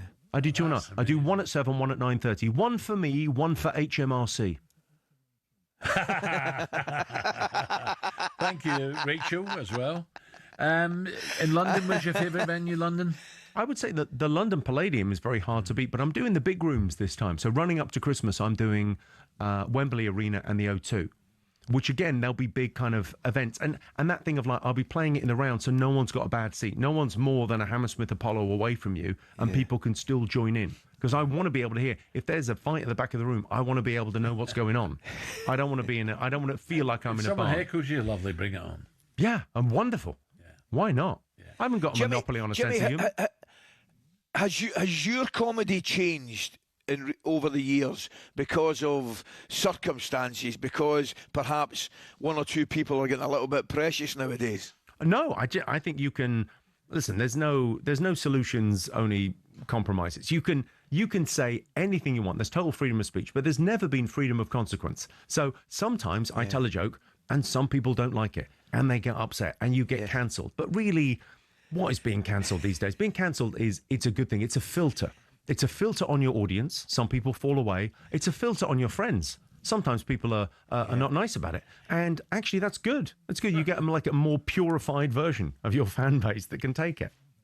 It's also jokes are like magnets, right? Jokes attract people, but like magnets, they attract and they repel. Some people are repelled by my sense of humour. Great, they're not for me. And there's other comedians for them. Go and enjoy that. Brilliant. You don't worry about the woke. Yeah. I'm not woke in the least. But it's that thing of it's all about context. If you're at a comedy show, weirdly to use the term, it's a very safe space. We all know someone's joking and they're messing around here. So how could you be offended? It's a joke. Brilliant, Jimmy. I look forward to this. So make sure you check out Fakamal Hall out on the 12th of December in cinemas. If you want to check out Jimmy's tour to places such as O2 in London and Utilita Arena in Birmingham to watch Fakamal, full dates and tickets info at Jimmy Carr. Even I think it's too rude when he says it. Coming up, we turn attention to... you sit then, Ali. No, I'm not getting involved. You're on your own, mate. Oh, come on. You're not going to lose your job with motorways. Come on. Coming up, we'll turn our attention to West Ham and where they're still in serious trouble this season with legendary keeper Rob Green. Jimmy, brilliant. Thank you. My absolute pleasure. God love you.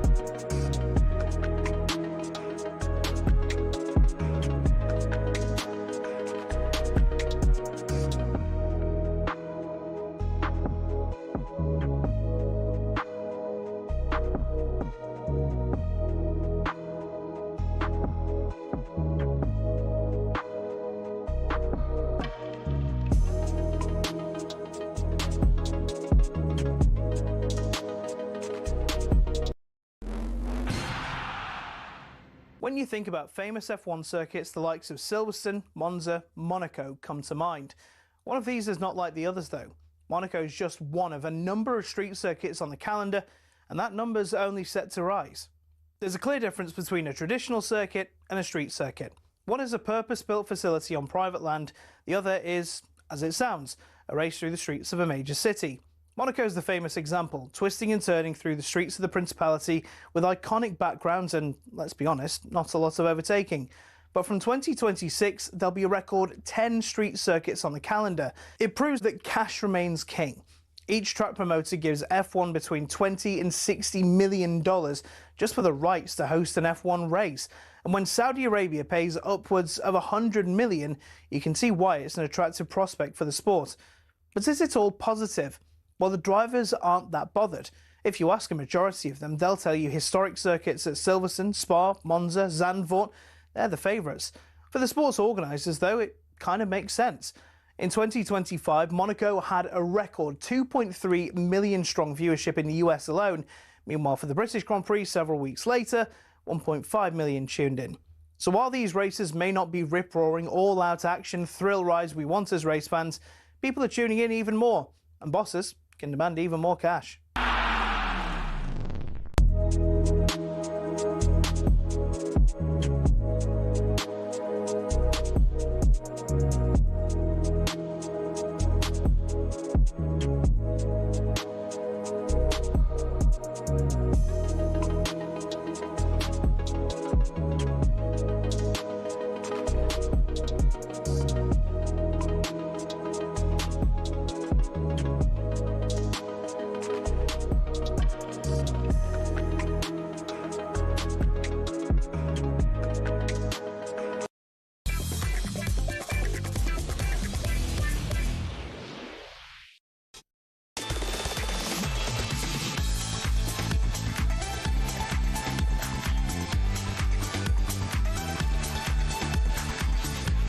Okay, 25 minutes to 10. talkSPORT Breakfast with the Arnold Clark app. Everything for your car, all in one place.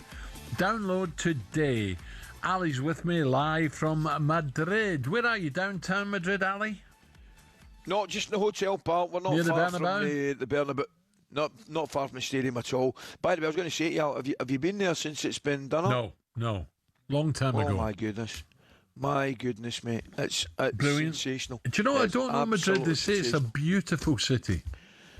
I'll tell you right now, it's one of my favourites. It's fantastic. And what I would strongly advise you, if you do come to Madrid, have somebody like Steve McManaman around you who has played for Real Madrid, and just follow him about the place and just go into restaurants and bars and things like that, and you'll be well looked after. That's the way to do it, mate. Yeah, absolutely. I don't know. I think I might have met Steve once, but he seems a lovely guy. He's a brilliant lad. First class, top Great class. Great career, eh? And really well. Oh, brilliant career. And really down to earth and really well thought of over here, as you would expect. I love him over here. Yeah. Was that famous, is it a square or is it the roundabout, all the statues they celebrate? Oh, I can't remember. Yeah, it's a famous place in Madrid where Real Madrid always celebrate. Oh, yeah, I know. I don't know where it is, but I know what you're talking about. I'll find out. Someone will text me. Right, time to discuss a brilliant footballing cause led by the former West Ham, Chelsea, England goalkeeper Rob Green, entitled the Greener Game Campaign. Now, what's this about? Let me tell you. This concerns grassroots football, and they need to... hold on, I've done something to my screen here. Right, concerns grassroots football and the need to cut mounting energy costs. Today marks the 1-year anniversary of the scheme, which aims to help thousands of clubs reduce their carbon footprint and reinvest into the community-led football. Launched by the FA and E.ON Next. Is that right? Let me get this right. E.ON Next. Greener Game has already seen 4 pilot clubs reduce their energy consumption by up to 25%, which is brilliant. Delighted to say Rob Green joins us now for more. Rob, I'm not sure you're talking to the right two people here, Ali and me, but tell us a little bit more about it, Rob. Good morning. Morning, Rob. Morning, pal. Yeah, it's an interesting one, Alan. You're looking at... sorry, I'm a bit croaky, so you'll have to bear with me. Don't worry. It's an initiative between E.ON Next and the FA that they've done for grassroots clubs that said that we need to help in sustaining the clubs, sustaining the energy, and making them more efficient. So they've gone out to 250 registered clubs and given 70 audits, and I'm at Staveley Miners Welfare Club, which is one of the 4 pilot clubs where they've given a full audit to, and turned around and said, we can save you thousands of pounds in your energy bills. And they've done that over the past year for these 4 clubs. And, the clubs are free to join up as long as they're accredited with the FA 3-star accreditation. And if they can then receive £100 off the bills, and from there go on to make more savings.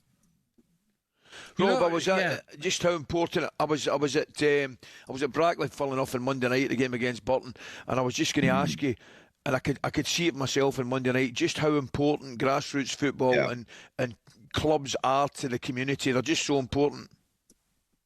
Yeah, I'm looking now at a wonderful facility here at Staveley, and you're looking at a fully floodlit AstroTurf 4G pitch, and the communities can use it, the kids can use it, everybody can use this facility. And from that, you're saying, well, using the floodlights effectively and sufficiently, that you're saving money on that comes back into the club, that helps everything. And it's a really good cycle to have for the clubs. And it is, as you say, Ali, just so important. It brings everyone together. It brings kids out on the streets to play football. And realistically, from there, that's what you want from the community.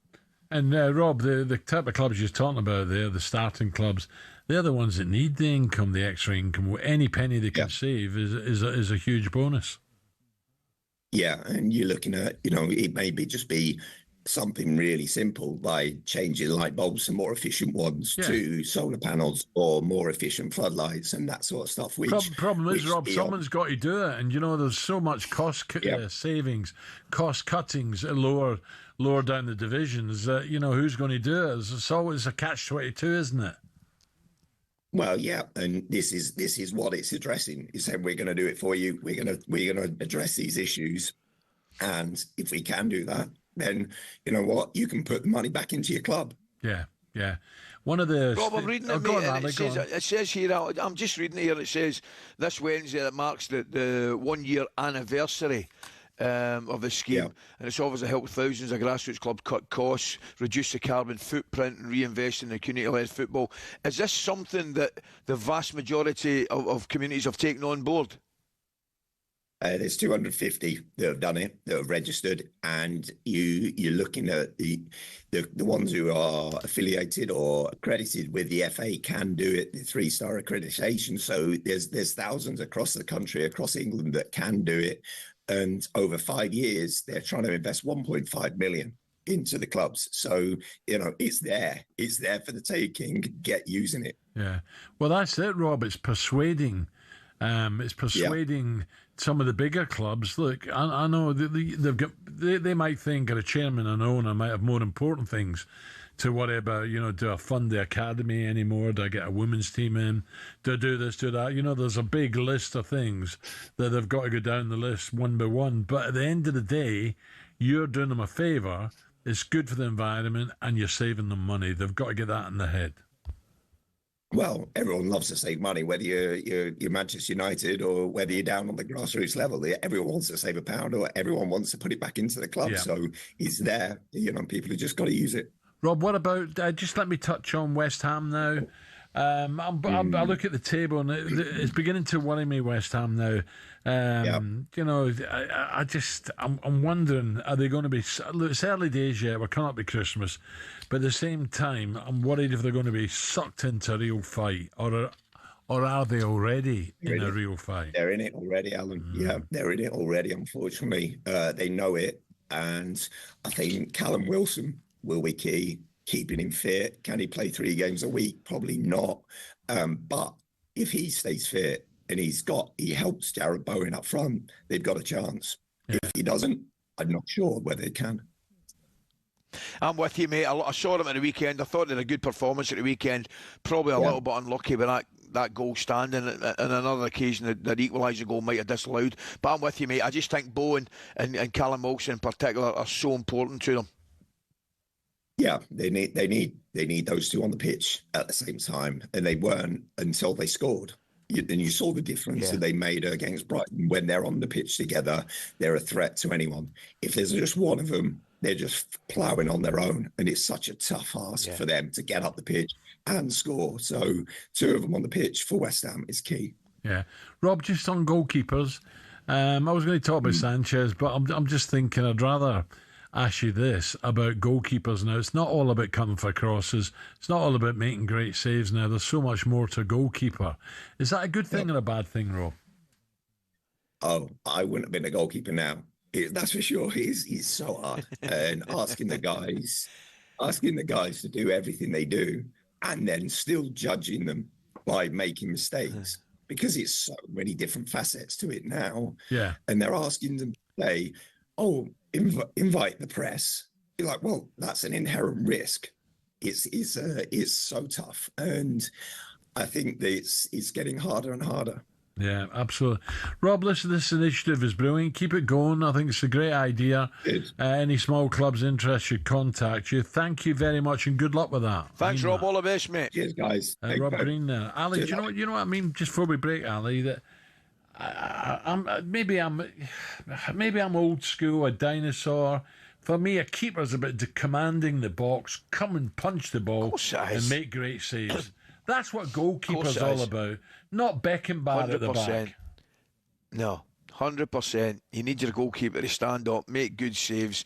Listen, if he can use his feet and take part, I think that's an added bonus, right? But the most important thing is, you're right, whether we're both dinosaurs, that's up for debate.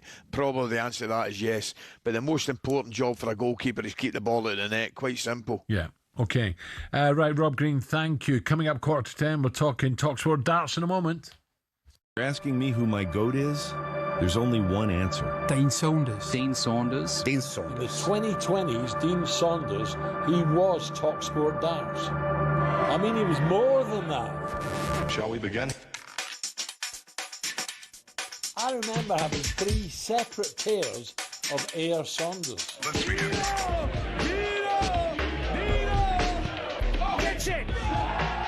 Knowing that we have one more chance to see him on the big screen.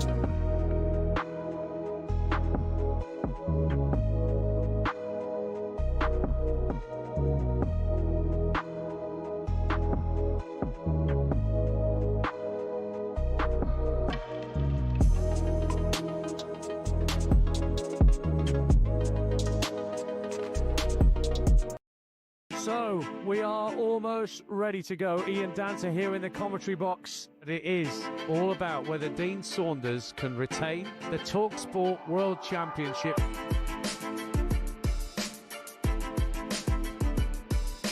To win the leg. She's got it! Gets it! Double nine! He refuses the handshake.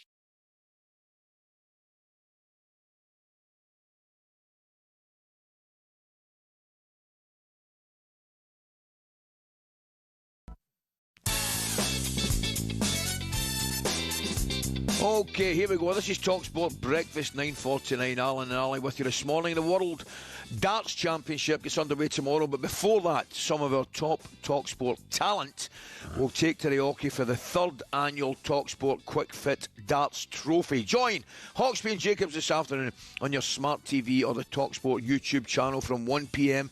I know I certainly will be, as 8 talkSPORT presenters go head to head at the hockey. The first round sees the stable of myself, the big fella, and Jeff, sponsored by Tipple 20 Promotions, face Flight and Jordan. We have the back-to-back champion, Dean the Storyteller Saunders, opening against Jermaine the Saint Pennant. The big one, Natalie the Destroyer Sawyer, is out to bloody the nose once again of Darren the Truth Bent for the second year running. There's a sports bar derby, and Jamie the Chunk O'Hara, who's going to win that one, big man, versus Jason. It says one bull here. Should that not be full? Anyway, should be talking. Cundy. Oh, I knew it was something like that. And Gabby, the Gab Father of Bonlahor, takes on Andy Galeforce Goldstein. Compare him with a wee war of words. The breeze. Goldstein. Ali, I could fit yes, 2 pal. quick fit tyres before they got double one. There you go. That's how good they are. Well, I think they had a wee go at each other yesterday. Here we go. They say my aim is shaky. They say I won't compete. That Goldstein's got it in the bag. That I'm destined for defeat. Left, no, right, it's got to be right. Martin. One more. But doubt has always fired me. No defeat will I taste. And tomorrow I'll show why bold men are better without his awful hair paste. Andy, out. Don't know what you're doing with Astor Young. Out. You've been them. Been there. Rio, man of the people. Maybe make sure he's alright there. So let them laugh and whisper. I'll hear it all day long. Because on the morrow my darts will fly. Have some of that, Martin. Oh, I had that right in the heart. Look at that. Should have a Villa in there, not just Arsenal. I'm going again, 1 sec. Martin's getting it. I want a headshot. And I'll prove the doubters wrong.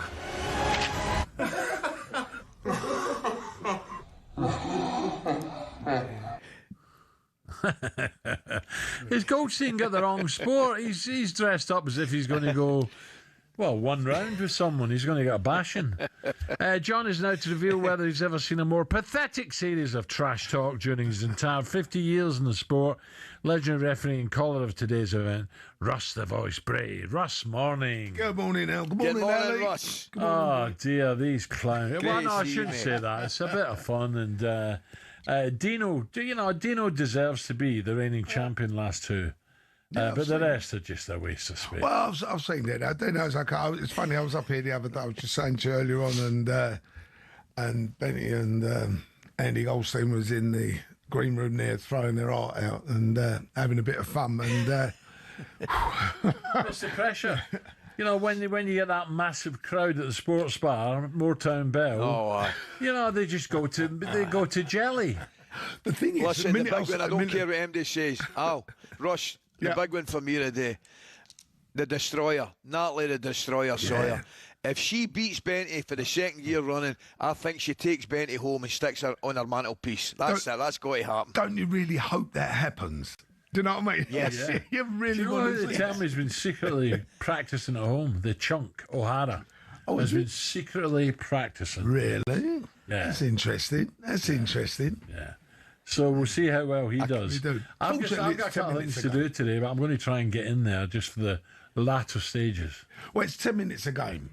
So if they haven't finished a double in 10 minutes, then I think we're going to be going for the bullseye quite a bit this afternoon. It's like, it's like 6-year-old kids, isn't it? That's great, isn't it? Mind you, I mean, you're Ross, back I want on to air ask in you, the mate. morning. Yeah, go on, Ali.